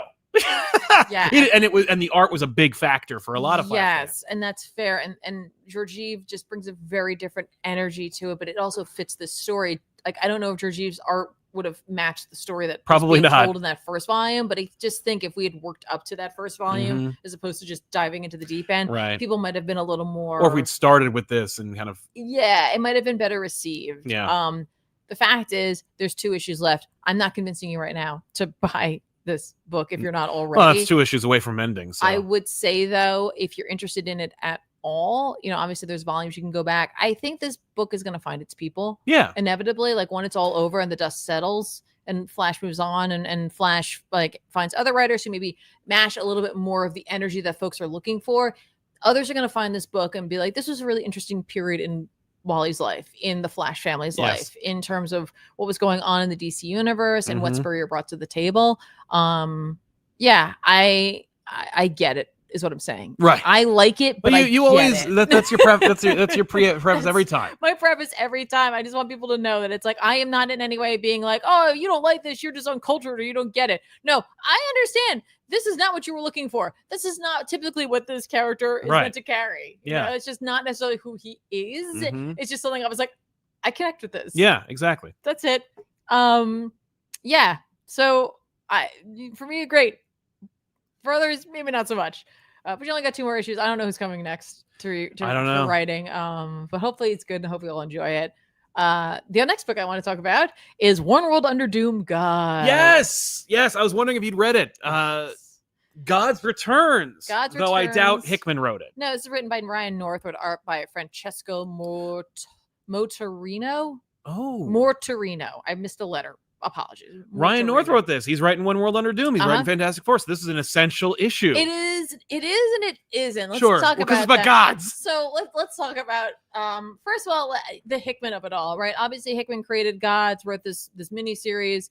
I really loved it. Had every intent. It was canceled. Like it was killed. I should say. He said out loud. Like, and he was like, I wish it sold. That's another one that I get. This one Right. was out there. You're first of all, sometimes it's weird. Magic is either the easiest thing for people to jump on board for, or the hardest thing for anyone to care about whatsoever. I cite Dr. Fate. Just what's his story? Sure. Like no one wants to read that character. But like, listen, there was a period of time in which the entire world was held, in a chokehold by like one little boy with glasses and a lightning bolt scar. Right? Yeah. Like, and that's magic. Right, magic. It's like all that. It's fantasy. It's whatever. That's fine. You ask someone else to jump into something else, and they're like, I don't think so. There's just something about magic. You're either all in or you're not. Right? So, arguably they stunt cast Doctor Strange because of how afraid they were of people's ability to accept magic. Yes. So this issue, the Hickman of it all, I want to mention because it's like every time I think of Hickman, I also think of Doom almost in the same breath. Secret Wars. Yeah, and not that he is like the end all be all of writers on Doom. There have been so many people who have put their stamp on him, on that character, but like that was such a fundamental part of my like coming up into this, like into what we do here, into like reviewing things and talking about them and like analyzing them in that way, that like she's just like very much connected. So to see Ryan North writing the One World Under Doom title and then also writing this book that Hickman came out, I was like, yeah, obviously. Yeah. But I also question whether or not Win would work in another the Marvel language universe. or like another person's voice, like to have Ryan North come in and go like, I'm gonna write Win. Yeah, because it's like that Win book showed up. Oh, that's right. Win has shown up. Win was in a Spider-Man book. Yeah, Win will randomly show up. Yeah, Al right? Ewing mused him. But like I said, like when it comes to Gods, like I knew that book was not going to do well, but I was going to just enjoy every issue I got. And you did. Of it. And I who did. drew it? Was it? I think it was Skeety. Yeah, I think you're right. It was Valeria Skeety. Just like a delicious No. like a delicious treat. Gods Every time. Yep. Like a warm, fluffy cinnamon bun. It was great. Let us know in the comments down below. Should we do an episode of Gods on back issues? Nobody wants. There's no way anyone's gonna watch. We gotta figure out some format where I could talk about these things because that's what it is. I just want to talk about these things. I need to talk about these things. I know. Anyway, this book is literally just let's take the characters from Gods and let's have them address something that has been driving me crazy, which was how come no one's calling Doom out really on what he should be doing as the Sorcerer Supreme? Yeah. That has been driving me up the wall. Mm-hmm. Because they kind of did. I thought they like addressed it a little bit. We've addressed it in 2 ways. One, with Dormammu, and 2, with Spider-Man. Right. And let's be honest, if it's not one or the other, nobody cares, I guess. Well, like the Sorcerer Supreme, nobody cared about Dormammu. The Sorcerer Supreme is doing so many things. Yes. And should be doing so many things. We've also removed the person who would know all of that because they're in a book I'm not reading. Because no one knows. Because Marvel does not know what to do with Doctor Strange. So what I was afraid of was that Win was just going to walk in and be like, I'm just going to have to be the I'm Doctor Strange now. I'm going to have to be the Look Doctor at me. Strange. I'm your Doctor Strange now. I'm like, I guess that was fine. arguably what it was anyway, right? You're hot too. Fine. And you were red and you have facial hair. Fine. You're checking all the boxes. But the other thing I questioned was whether or not, like I said, can Win and the characters of Gods like be written by someone else's voice? The answer is yes. And also he doesn't just be Doctor Strange. Okay. He is Win. Through and through, but he's still going to take Doom to task on Doctor Strange stuff or like Sorcerer Supreme stuff, but kind of also not really. Okay. So, all right, I want to go over what happens in this book in case you didn't read it, because if you didn't read it because you're like, I don't care about Gods. Understood. Understandable. I totally get that. And you do and do not have to know much about anything that happens in Gods, because North is going to make sure that you know the pertinent information via the characters talking about it. Yes. So if you want to read this, go for it. And I highly suggest you do, because this gives you a really big peek into what Ryan North thinks about Doctor Doom. Right. Which I feel like is probably pretty important. Yeah, I would assume, since he's the main character. Right. But also like not like integral to any sort of plot. Yeah. It's just more or less a character study in Doctor Doom. Mm-hmm. Okie dokie. So in Gods, there was a character named Mia. She joined up with the natural order of things, which was like, it's science and magic. There's Yes. like two the god things who have like organizations or individuals. One is like one avatar in the power that be. Win is that avatar. And then the natural order of things has a whole bunch of people. Yes. Right. Mia is drafted into that. But oh no, it turns out that like Win figures out, among all the other things that are happening in Gods, that Mia actually has like a really like incredible magical connection. And by signing on to be with the science folks, she can't develop that now, Oh ever. no. A deal is made via the person that he used to like bang and was in love with. And so Mia can now learn magic. Okay. And also is an apprentice of Win's. Right. By like that, it's a deal. So it has to happen. Okay. Right? Okay. So Win's not a great teacher. In fact, he's very bad at it. Like he's not really a teacher of any kind. So that's what we're setting up in this, right? Like this is like you're getting all this information, right? Yeah. But Win's also like, hey, we gotta go deal with this thing right now, or the world's gonna end. Fair enough. Cool. Because here's what this is what I like, and what people hate about magic is like we had to make something up, so we can. Yeah. So the sun has all these sigils in it that we can't see. Okay. But what it does is it protects it from demons who eat fire and would show up and consume our sun, and then we all die. Okay. And I'm like, sure. You know what? This Why is not? something that we would not be worried And that's about an original idea. That's something I would never think the of. Sorcerer Supreme goes up there and checks them occasionally. Yep.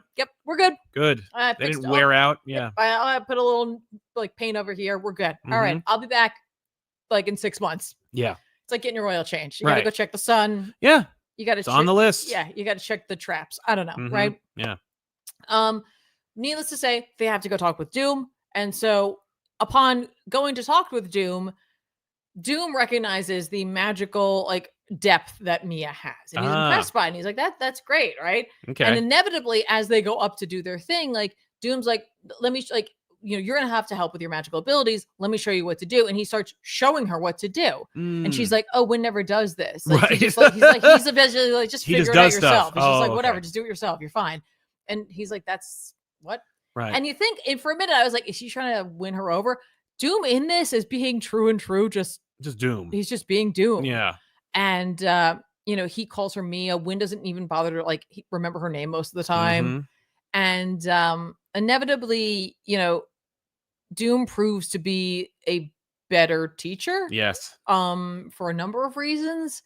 And overall, he wins her over and brings her into his employ. No. He does win her over, and she's like shocked because she's like, well, you're like Emperor Doom, and also like you seem like kind of cool, right, and okay with certain things. Yeah, you seem more progressive than I would have expected. Yeah, like what? But inevitably, so let me tell you a little story about Valeria. Yeah, things happen, and she ends up like chastising both of them, but especially Win, where she's just like, why is Doom outclassing you? No, well, not just that, but like, why did you wait for this to be like the demons are on their way right now? We have to deal with it. Yeah. And Doom's like, because he's immortal and he thinks himself above us. Because he doesn't have to deal with the stuff day to day that the rest of us Win's do. like, no. And Win's like, yes. Oh. That is who he is. And he's like, because sometimes I forget. Right. Okay. Oops. Yeah. And we do find that later on. He's like, I've had a lot of apprentices, and I don't always bother to learn their names because inevitably there's a falling out or they die or whatever. And so like, I just don't want to get attached. And like, I got to stop that. And you're totally right. Right. Okay. Totally fair. Yeah. It's cute because it's like, we get everybody this learns a lesson. Everybody learns a lesson, right? And like she proves that she's better than Doom because Doom like leaves him up because he can't die, and like, but he's gonna like be in agony or whatever. And like she ends up fixing that later on, and he's impressed in the way that she does it and cool. But at the end of the day, what does Doom actually teach her? And it's the fact that she recognizes that like in Dr. Doom, he values himself above everything else. Yes. In a way where he won't allow himself to be brought down. And it shows her that she should value herself as well. Not like him, but that like she's like, when I'm not your apprentice. We're partners in this. And so you're not going to treat me like that anymore. Right. And like, so she stands up for herself. Okay. And like Dr. Doom teaches her that. And I'm like, freaking, that's so bizarre. Yeah, that is weird. But also accurate. Like yes. if you can take like 1% of Doom's like ego away, that's just called self-worth. Right. Yeah, that's fair. So I really, really thought this was a good read. Yeah. I thought North displayed another like facet of the sort of like person he thinks Doom is. Yeah. Overall, the book had a really great flow. It's a one and done. Sure. It has way more Because depth. no one's gonna buy One World Under Doom Gods number 2. Right? Like, here's the issue. It had way more depth than it had any right to have. Sure, of course. Like, it's just... It was an opportunity for North to be like, let me just play with this. I'm going to play with this. Here's a problem that we have. We can solve it in this one issue. We got magical people, but really, we're going to talk about Doom. Yep. We're gonna and I can sell this to the Gods people because, like, 1,000%. And you did. And you did it well. Mhm. Art was really good. Great. Looks great. I thought it was a great match for the story. Nice. It felt like polished and professional. Wow. Really just a good issue overall. All right. 10 out of 10. Really had a good time with it. I'm glad. If you're a fan of Doom, you might like this. He is Doom through and through. Yes, he shows like interest in this girl, but it's not like it's like kindness. No. He's just like, do this. You have value. You have skill. Why is it not being utilized? I don't understand. Yeah. Why aren't you being taught this? Why don't you stand up for yourself? What the hell is this? Mm-hmm. Like, it's not even tough love. It's just like, no, it's just a different perspective. He's just like, I don't like that's stupid. That's funny. Yeah. So good stuff. Yeah. Not expected. He also does call her apprentice at one point, and she's like, I don't know if he's calling me that because he's like, you could be my apprentice. Right. Or if it's like, no, that's just what you are. Just the title. That's how I know you. Yeah. Interesting. Yeah. Cool. Good stuff. That's great. Good. We read Ultimate Spider-Man number 19. We sure did. Hickman and Kiketto. Yes. The cover's a complete and utter lie, like they all are. Yeah, I mean, like, whatever. I'm just saying. I don't care like about that because I think it's just fun art. It is fun art. No, it's great. It's gorgeous. I mean, anytime you get Kiketto to do anything, it's like, what a lucky break for us. I just think it's funny because it's like every issue is like, then Spider-Man does this crazy thing. It's like, no, he didn't. Not really. Not 19 issues, but it's still a fun read, and I love it, and it was awesome. So, we see Richard's problem, and Richard's problem is pretty girls who have a cat theme. Obviously she betrayed him to Kingpin, and how did he get out of that sticky situation? Well, the suit venoms out, and it kills a whole bunch of bullseyes and almost murders her father and Kingpin. Kingpin's like, ooh, this looks like my cue to skidoo. So he gets out of there, and he just almost murders her father in front of her, which she really deserves, but okay. And can we talk about that scene? I thought that was a brilliant way for Hickman to make a wink and a nod to the time that Mary Jane is scared by the black suit. Yeah, that was good. But like with the son and with her son, with Richard and Felicia. I was like, that's cool. Yeah. Though my read on it, because we see him, Richard and Felicia kind of like catching up again. Yeah. And she's just, as far as I think she's concerned, there is no more relationship. Like, I think she is terrified of him, and that's over. And he is like, I think Richard's coming apart. Like, I think Richard's falling into that's so funny. The trappings of the suit. I assume that her life is not normal. No, it's true. She's surrounded by monsters and killers. And bad people. Yeah. So while I don't know if their relationship is totally stable and normal, I do think that she's a little more like, I have seen a lot of things. Right. That's true.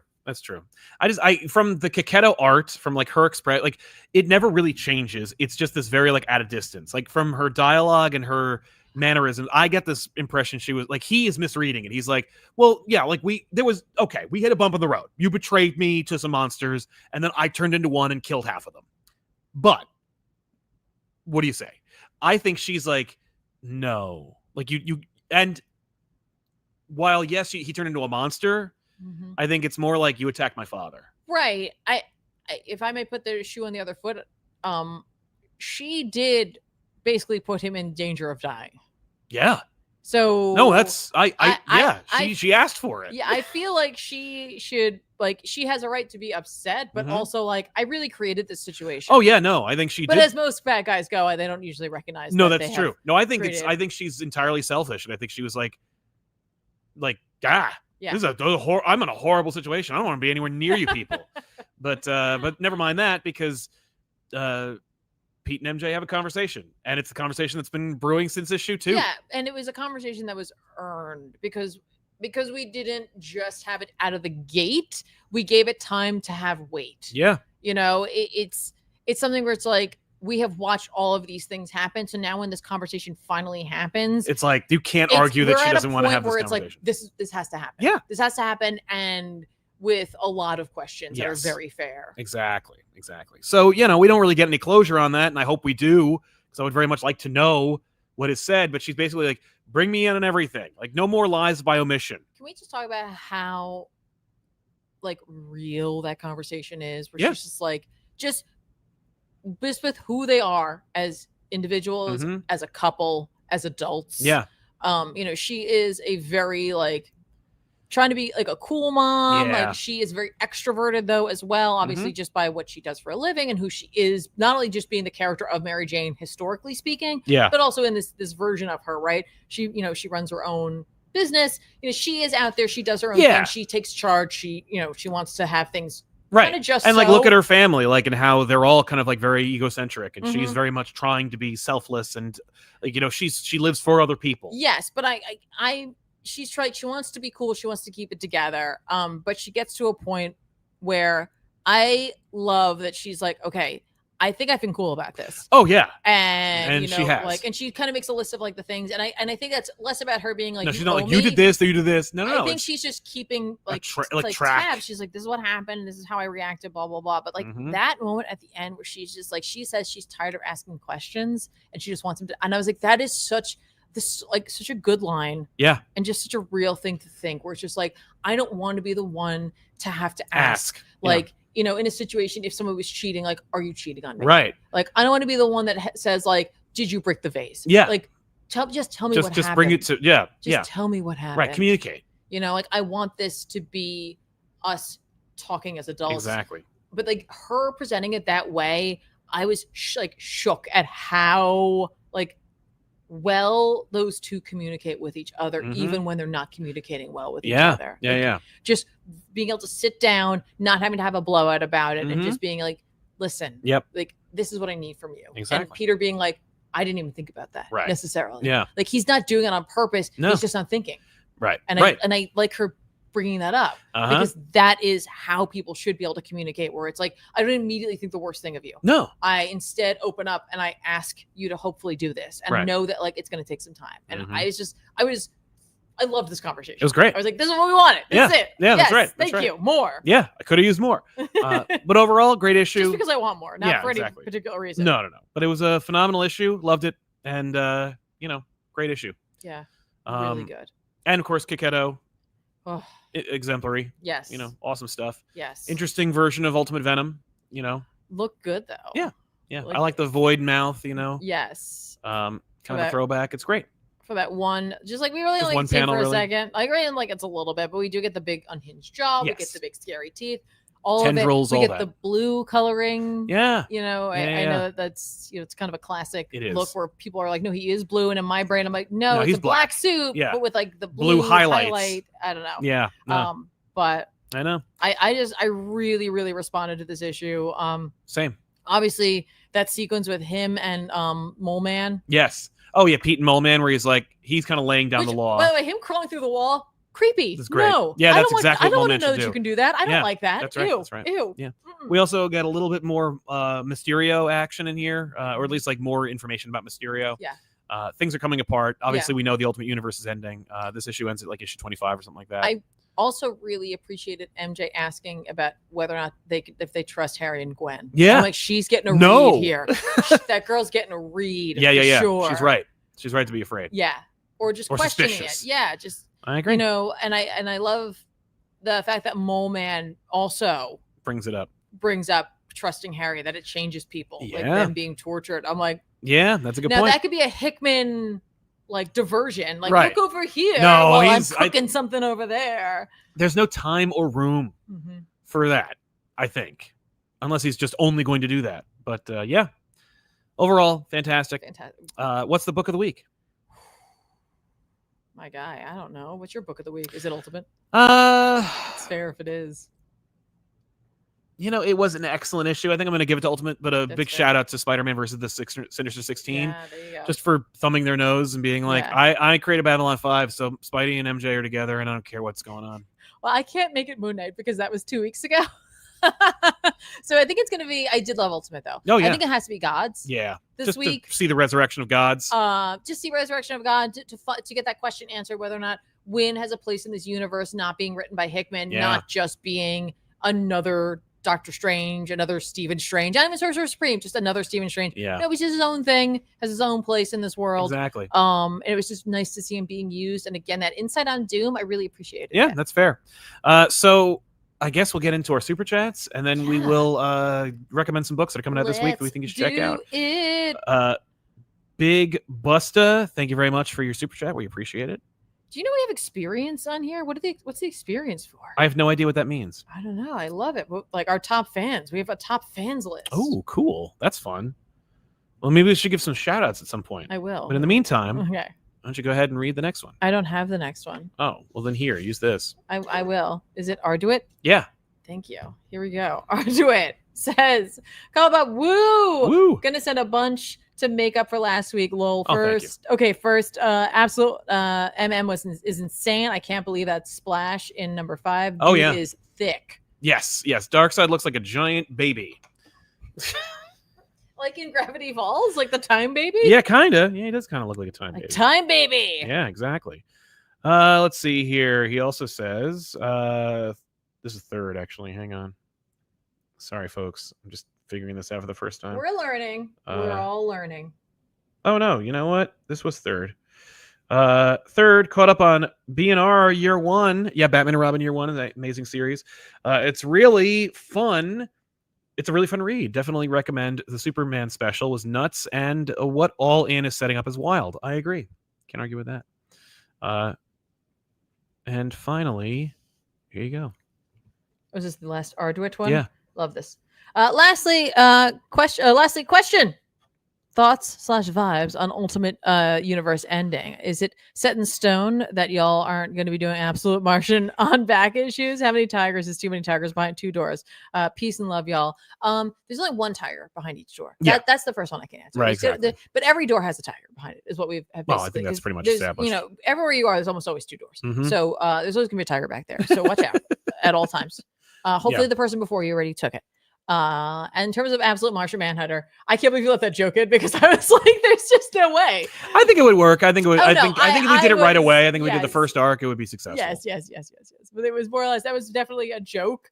In terms of how many absolutes and ultimates we kind of would love to get through at some point. Yeah. And I really, when I did that, when I pitched doing that, I had thought you had done Batman. I don't know why I had that in the back of my head. So I didn't realize until kind of right before we started doing it that I was going to be the one ferrying the Absolute Universe on the back issues. That was very exciting. Well, I expected no less than perfection. And you got it. Yeah, and I did. Plus also a hefty editing job. Yeah, that's true. Tea Time 480. Hi, Sound Tiff. Thanks. Hope you're doing well. Thank you very much. Appreciate that. And here you go. You can get this one. Thanks. We're working this out. You're working this out right now. Jaron Bragg, hey guys, was traveling for work this week and stopped at several Sheetz gas stations on the drive. DC must have a deal with them, as many of the stations had comics like Dark Patterns. Made me think of Sound. Yeah, that's awesome. I love that. Wow. I can't believe Dark Patterns is at a Sheetz. That's freaking dope.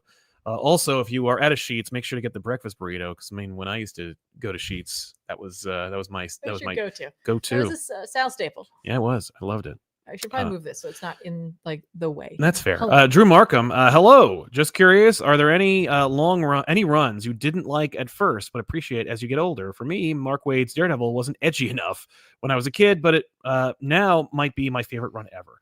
Yeah, man. I mean, like, that's a big 10-4 on that Mark Waid run, because I mean, it was unexpected. Wizard wrote a thing about it where they were like, I can't believe Daredevil's happy. What's going on here? That was great. But as far as I'm concerned, I mean, like, honestly, like, the quick one that comes to mind is DeMatteis' run on Spider-Man. It was very heady, and I was like, geez, this guy's gonna be talking about his dreams and like feelings. I want to get Michelini'd up in here. I wanted to be about like Mary Jane, taking on a job, about showing her boobs on camera, and about Spider-Man fighting sticks and stone. Like, I want Venom stuff. And JMS is like, how about Vermin? This poor man, he's turned into a rat. What's that all about? What are his dreams? What are his hopes? Does he have any? What's going on at the Ravencroft Institute? Like, let's find out. I'll show you Carnage, but I won't do anything with him because I hate that character. And I'm like, and it took me not very long, because I was like, this is the only guy who's writing it. I'm like, I got to read it. But it took me a while for me to be like, all right, you know what? I do care. And it was one of those things where I read it and I was like, all right. And then thinking back, I'm like, oh, That's fair. You know. So I know you just read one, but you should probably read the next one. Oh, this Arduit one that says the gift that keeps on jiving. Indeed. Yes. that reference certainly is. Thank you. I like it. Yeah. I like it. I like it. Hoaxilla says it's so great to have the power couple together live again. Thank you. Gotta love it. Thank you very We much. do love Appreciate it. it. Thank Yeah, you. we do. Wilbert Robinson, did you or did any of your crew watch Eyes of Wakanda? No. I heard that it came out only because I know that Joel watched it all and he really enjoyed it. That's all I could say about that. I don't know. Didn't have time I'll be honest with you. I haven't opened the Disney Plus app in a while. in a long time. Yeah. Which whenever I realize those things, I'm like, damn it, we're just wasting money. I know. Just leaving money on the table. Yeah. Kettler will defend for treats, saying streaming circling back to weekly release and ads will never not be funny. Cable is back and it's worse. Also loving the new setup. Well, thank you. Thank you. Thank Exactly. you so much. That's right. That's right. It is worse. It's like it's just cable but worse. It's no cable, thanks. but worse. Yeah, great. Let's see here. MK End or E2 End says, I made fake concepts for Dynamic Duo and gave Jason red hair, and I got yelled at. In your opinion, should Jay have red hair or no? Also, big fan. Thank you very much.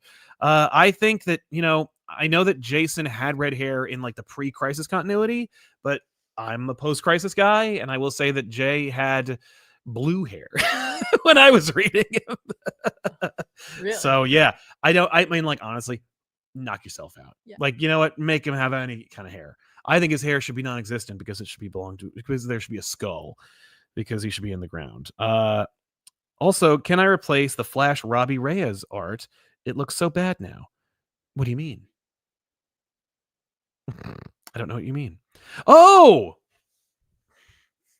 If you're who I think you are, this amazing gentleman drew for us a crossover once of Flash meeting Ghost Rider. And I think it was because it was like all new Marvel and New 52. Okay. I have that original piece in the library. It's hanging up on the wall. And I love it. I actually just repositioned it the other day. Amazing. And I was like, man, this is cool. I can't believe we did that. That was so cool. And that was so great of you to send us the original copy. We really appreciate it. You're welcome to do another. I mean, like, honestly, if you're going to do it, do something new. You know what? Like do Danny and Bart or something, but go for it. Go for broke. For Danny. But share with us what your result is. Yeah. All right. I'm going to try this out. Is this right. what you did?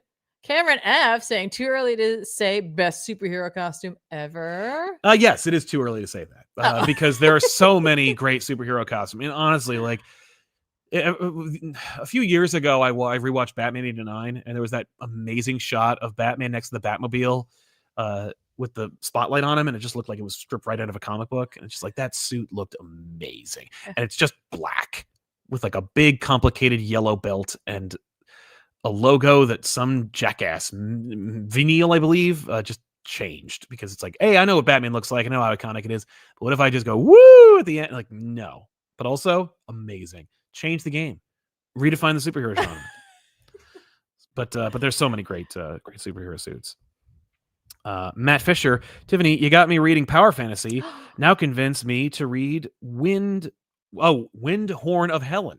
Oh, well, obviously, Windhorn of Helen is the alternate reality version of Helen of Windhorn. In that version, in Windhorn of Helen, that's written by Bill Key Evely with art by Tom King. That's right. So it looks great. Looks so good. Yeah, I agree. It's a good book. Yeah, I'm sure.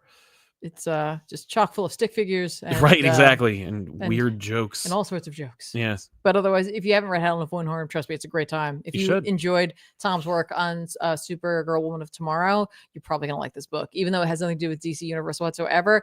And it's very much a different genre of story. It has all the same feel to it for some reason. It's just that energy. Matt Fisher now saying, so do you know how... Wait. Go ahead. Hit the button. Oh, do this? Yeah. Oh, sure. I was trying to read it first. I thought you did already. Sorry. Oh. So do you know what is... Help me. Help me. Read this. I'm having a hard time. Do you know how Doom is doing this? If so, tell me so I don't have to buy it on Wednesday. No. Teen Time 480. I just don't want to know what those 2 letters were. I don't know. But we don't give feel books away for I feel free. like we're missing out on something here. Yeah, Tea Time 480 says, I vaguely remembered you saying that Tiffany had a bad experience meeting Mike Mignola at a con. Is that true, or am I misremembering it? So admittedly, listen, I'll always say that any like bad experience you ever had at a con could be explained by a number of things. Yes. It could be they're having a bad day. Yep. It could be indigestion. It could be anything. It could be any kind of thing. It could just be they're just not the type of person who needs to do that. I don't know what version of that it was, but yes, I did not have the best experience there. It more or less, he was tabling. He, was at his booth. I had Triumph of the Torment with me. I was super excited to get him to sign it. I love that book. Brought it out to him. I was just like, I tried to be very complimentary. Yep. And he took my book and he took a pencil and he wrote in it, and that was the end of it. Which is like, he also didn't make any comment about. He asked you about Hellboy.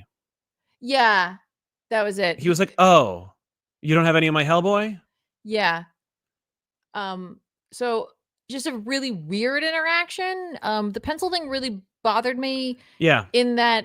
Yeah, he deliberately picked a pencil. Yeah, he had a lot of influence out there. He picked a pencil. On gloss paper. Yeah. And listen, I am thankful that I have a signature, and that was like, it's more like you're happy that you read that great book. And I'm thankful that like he did such a phenomenal job on the art in that book. And I'm not complaining that there was a signature at all. It's just typically done with a pen of some kind because of the permanence of it. Right. And also just because it's damaging to the paper too with like the pencil. He used an impermanent piece of writing implement and damaged the book. Weird things that happened in that instance. All within about 45 seconds. I can definitely say that it could have been that he was just having a bad day. So maybe and he shouldn't have taken it on you. And that's why I'll never read Hellboy or talk about it. Oh no! Chocobo Kid says, "I support Comic Pop. Thank you very much. Despite because it's a doorway to deeper comic book discourse, and comic poppers know behind every door is a tiger." That's right. That's right. This one's for you. Oh, Tea Time 480. Thank you so much. Saying Tiffany doing Mick Hayes' Moon Knight run Moon Knight is awesome. Well, thank you so much. I agree. Hopefully you agree. I guess the cat's out of the bag. We've kind of already said that, but yeah, we it's not talked about coming up this week. No, it's be next week. It's gonna be the next week. Yes. So you're gonna have to wait, but hopefully it'll make it all the more sweeter when it shows up. Matt Fisher, the new will go on without Hickman. Do you think the AU will continue after all this stuff occurs with the same teams? I don't know. I couldn't say. That's all I have to say about that. Sorry. Bear Farmer. Here you go. Oh, thank you. Beer Farmer says, my defeat at the hands of that blasted blue hedgehog has inspired me to create a universe where he can never reach me again. Cue absolute X Sonic. Yes. Oh my God. That'd be amazing. Yeah, he's like, not again. I feel like the Sonic characters would be like, I'm sorry. What's up with all of you? Yeah. We met you before, and this is weird. There's a lot. You're carrying a lot of baggage with you. I feel like Shadow would still like Absolute Batman. Oh, he'd probably like him more. Yeah. Like, okay, yes. Exactly. Matt Fisher. Solomon Grundy want pants too. That's a great reference to an old Cartoon Network joke from a little sketch between the bumpers of the show, or of different shows. Love it. If you haven't already seen it, check out Super Friends, Cartoon Network, Legion Doom. Ken says, what are your guys' favorite live-action Spider-Man suits? The big lenses are essential for me. So mine is still the Amazing Spider-Man 2 suit. Yeah. You can't know the joy I felt when Amazing Spider-Man 2 revealed the mask. I was thrilled, especially after how they fumbled the bag so hard with the suit from Amazing Spider-Man 1. But yeah, it has to go probably. What's your favorite? There's one. I mean, this one's pretty great. So I'm going to go with this one, then maybe Amazing Spider-Man 2, Homecoming, and then certainly the black suit from 3 is like the bottom of the barrel. Okay, that's fair. You have any? I'm not like it's funny. Put them all together and I can absolutely spot the differences. But when I think back on them, I just don't have strong opinions on the suit often, unless I'm playing them in a video game. And then I have very strong opinions about how they look for some reason. I'm just like, oh, I don't like that. Yeah. Oh, I do like that, though. I don't know why I like that. Exactly. Yeah, I mean, I have really found joy in the most recent ones. Yeah. For sure. Mm-hmm. But I'm not a big raised webbing person. That's fair. I don't know why. because it's not supposed to be. Well, I just don't, and I have no attachment either way. You know what I mean? Yeah. Like, it just doesn't resonate with No, me. it's true. And that's really what it is. Just like, I just look at it and I'm like, okay, cool. It just doesn't hit me Yeah, it's just hard. another one. Uh-huh. Yeah. Yeah, like the black suit or the black and red suit from No Way Home. I was like, oh, okay. Or Far From Home, I guess. Mm. I was like, black, huh? All right. The Inside Out one. No. Yeah, the Inside Out one actually is kind of fun. I don't hate it. People really hate it, and I was like, and I think they changed it. I think in concept art it was originally like a magic suit, and then they were like, no, Make it Inside Out. let's make it Inside Out. Okay. Thorn Identity, thank you very much for your generosity. Thank Sal, let the you. Wookiee win always. You know, they tear their people's arms out of their I've sockets heard if they that. lose. I've heard that. Hey Tiffany, hi. This is from ChrisFit138. Hey Tiffany, I was reading Batman Black and White: An Unquiet Night with Zatanna, and I was wondering what you think of a black and white format for Zatanna. I think she can lend herself to it.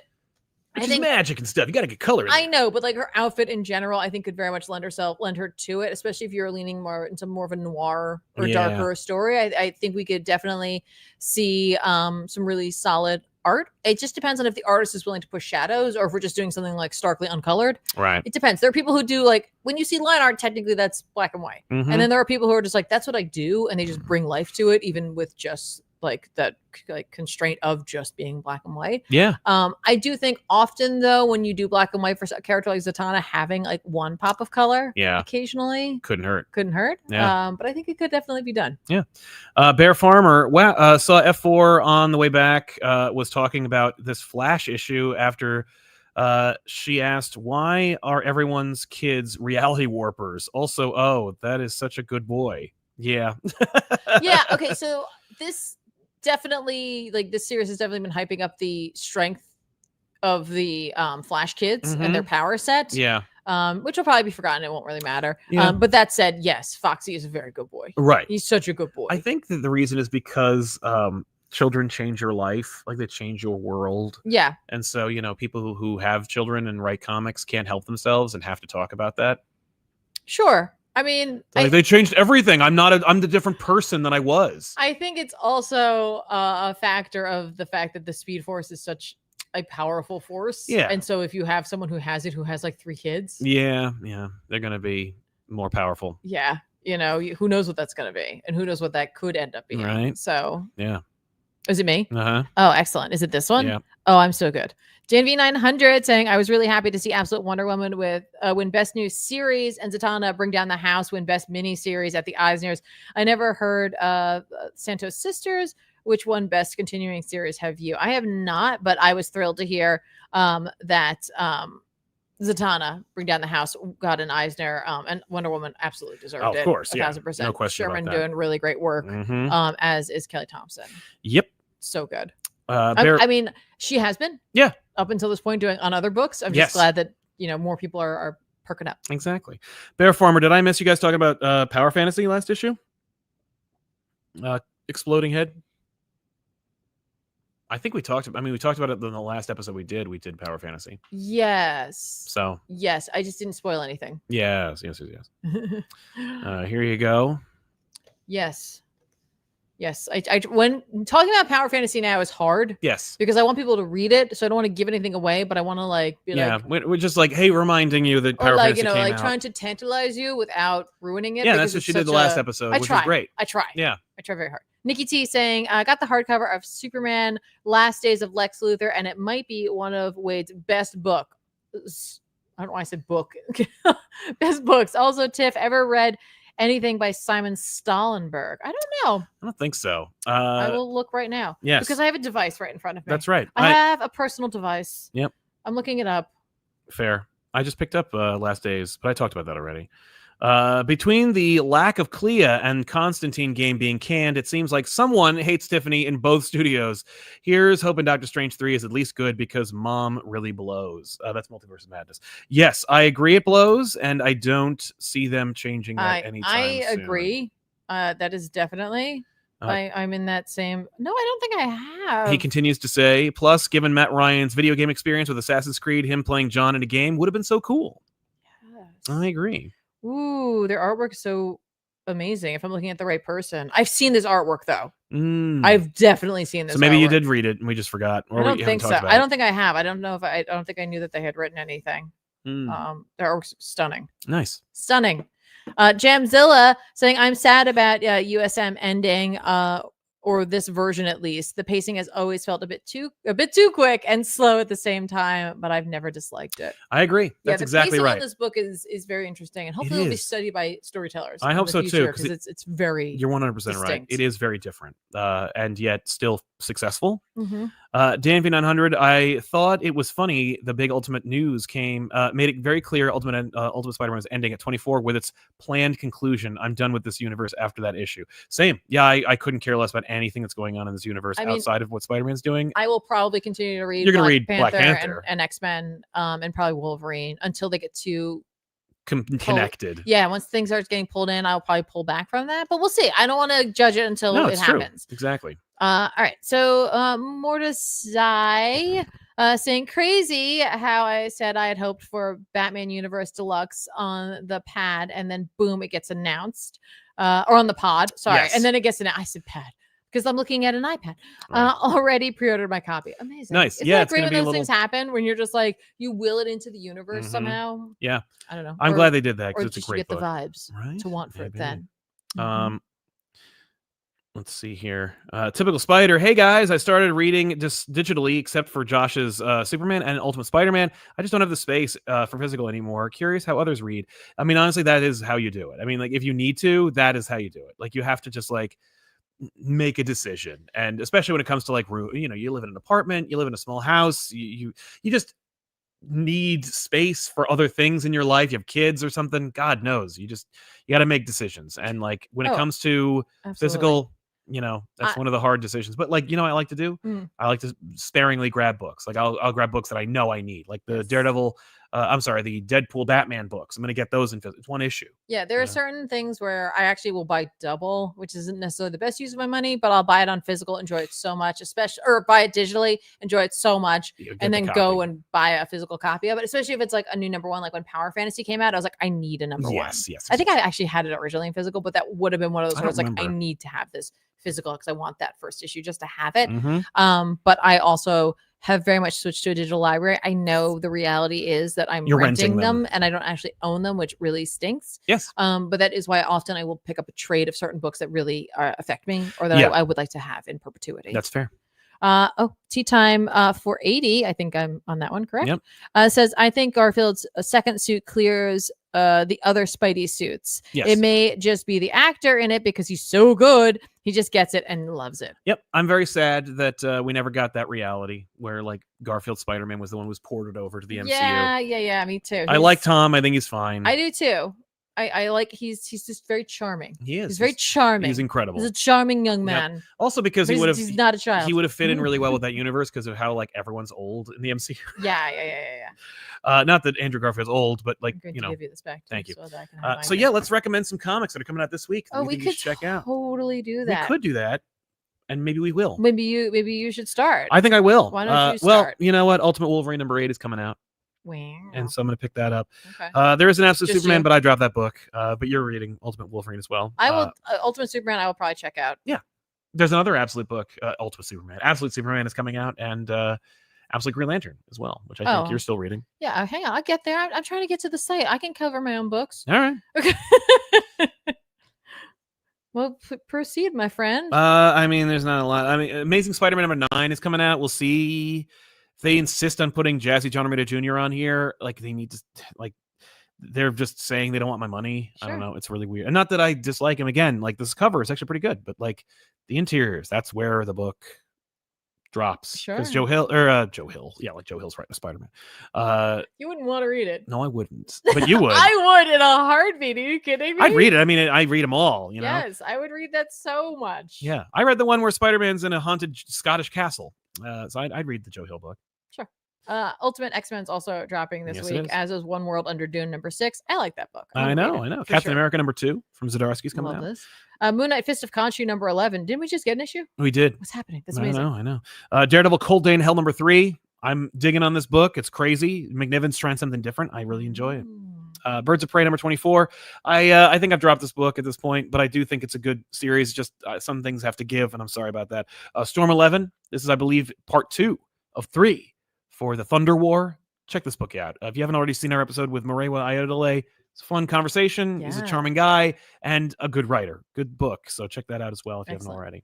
Justice League versus Godzilla versus Kong 2, number 3 will be dropping as well. I like this series. I don't know if I like it as much as the first, but I do like this. I fell off on this series, but I do need to recommend Resurrection Man, Quantum Karma number 5. Ram V, crushing it. It's an amazing series and a continuation of the previous Resurrection Man, while also still being a relaunch. Okay. I'm going to try to remember. I'm sure it's already like an Infinity comic that's being reprinted. Right. But Marvel Rivals Hellfire Gala number 1. Yeah. I'll maybe check that out. Unless it's got a code in it, and then I'll have to buy a physical of it because I can't have it. And outside of that, I was given an opportunity to read an upcoming series that I am very excited about because of the concept behind it and the art, of course, as well.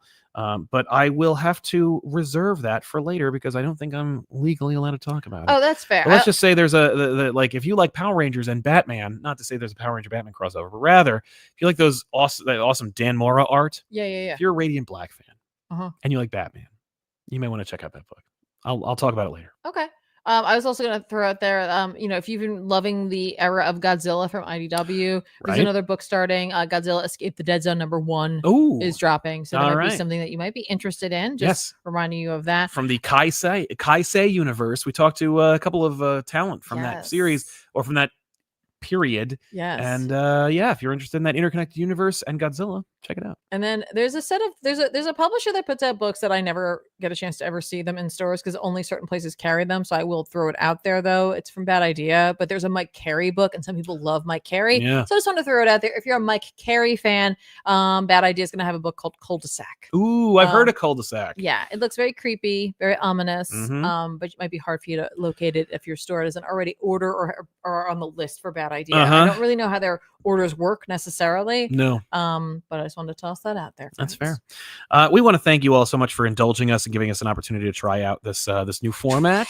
I think outside of just sliding the thing back and forth, I think the show went really well. Yeah, we'll have to figure that out. I think just having a computer or something, or like a stand. A stand. I needed a stand. When I was looking at this, I was like, I needed the stand. Or a stand. Yeah, well, we got a stand, I think. Oh, we do? No, didn't we? No. I thought we got it at IKEA. We didn't. We did not buy that. Oh. No. Oh, well. There's a little iPad stand they had at IKEA. We can get better. I mean, than they IKEA. make them. We can get better than IKEA. Not that I have any. Trust me, my house is furnished than IKEA.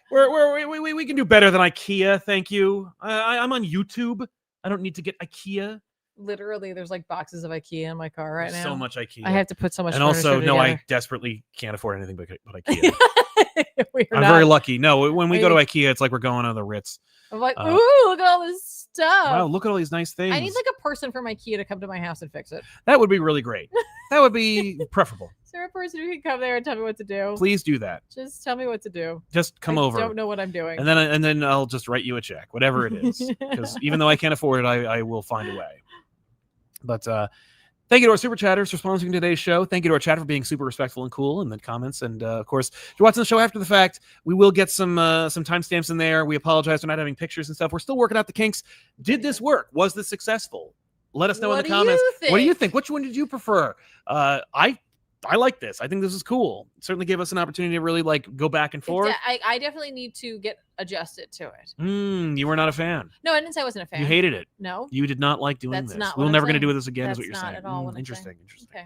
Fascinating. I was thinking about actually getting more cameras, and then I was going to use this thing to like, I was like, oh, what a nightmare. No, you don't like that idea? I hate that idea. I think it's a great idea. I think it's the worst idea I've ever heard. Wow. I'm not doing that. That sounds about right. I will right. not participate with that. Yeah, that sounds about right. But I want to thank you all for hanging out with us. Of course, thank you to Tiffany for being on the show. Hey, don't forget, if you like to watch Tiffany, you can check her out playing video games on Tuesdays and Wednesdays.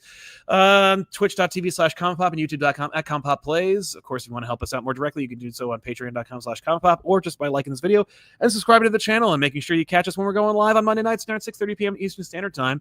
And otherwise, that's it. Right? That's all we got. That's all we got. You're Ain't gonna try that to enough? end it from here? Yeah, I'm gonna end it from here. Wow. End it on this, as they say in that song from the No Doubt album Tragic Kingdom. So long, everybody. See you next time. I'm Sal. And I'm Tiffany. Bye-bye. Bye.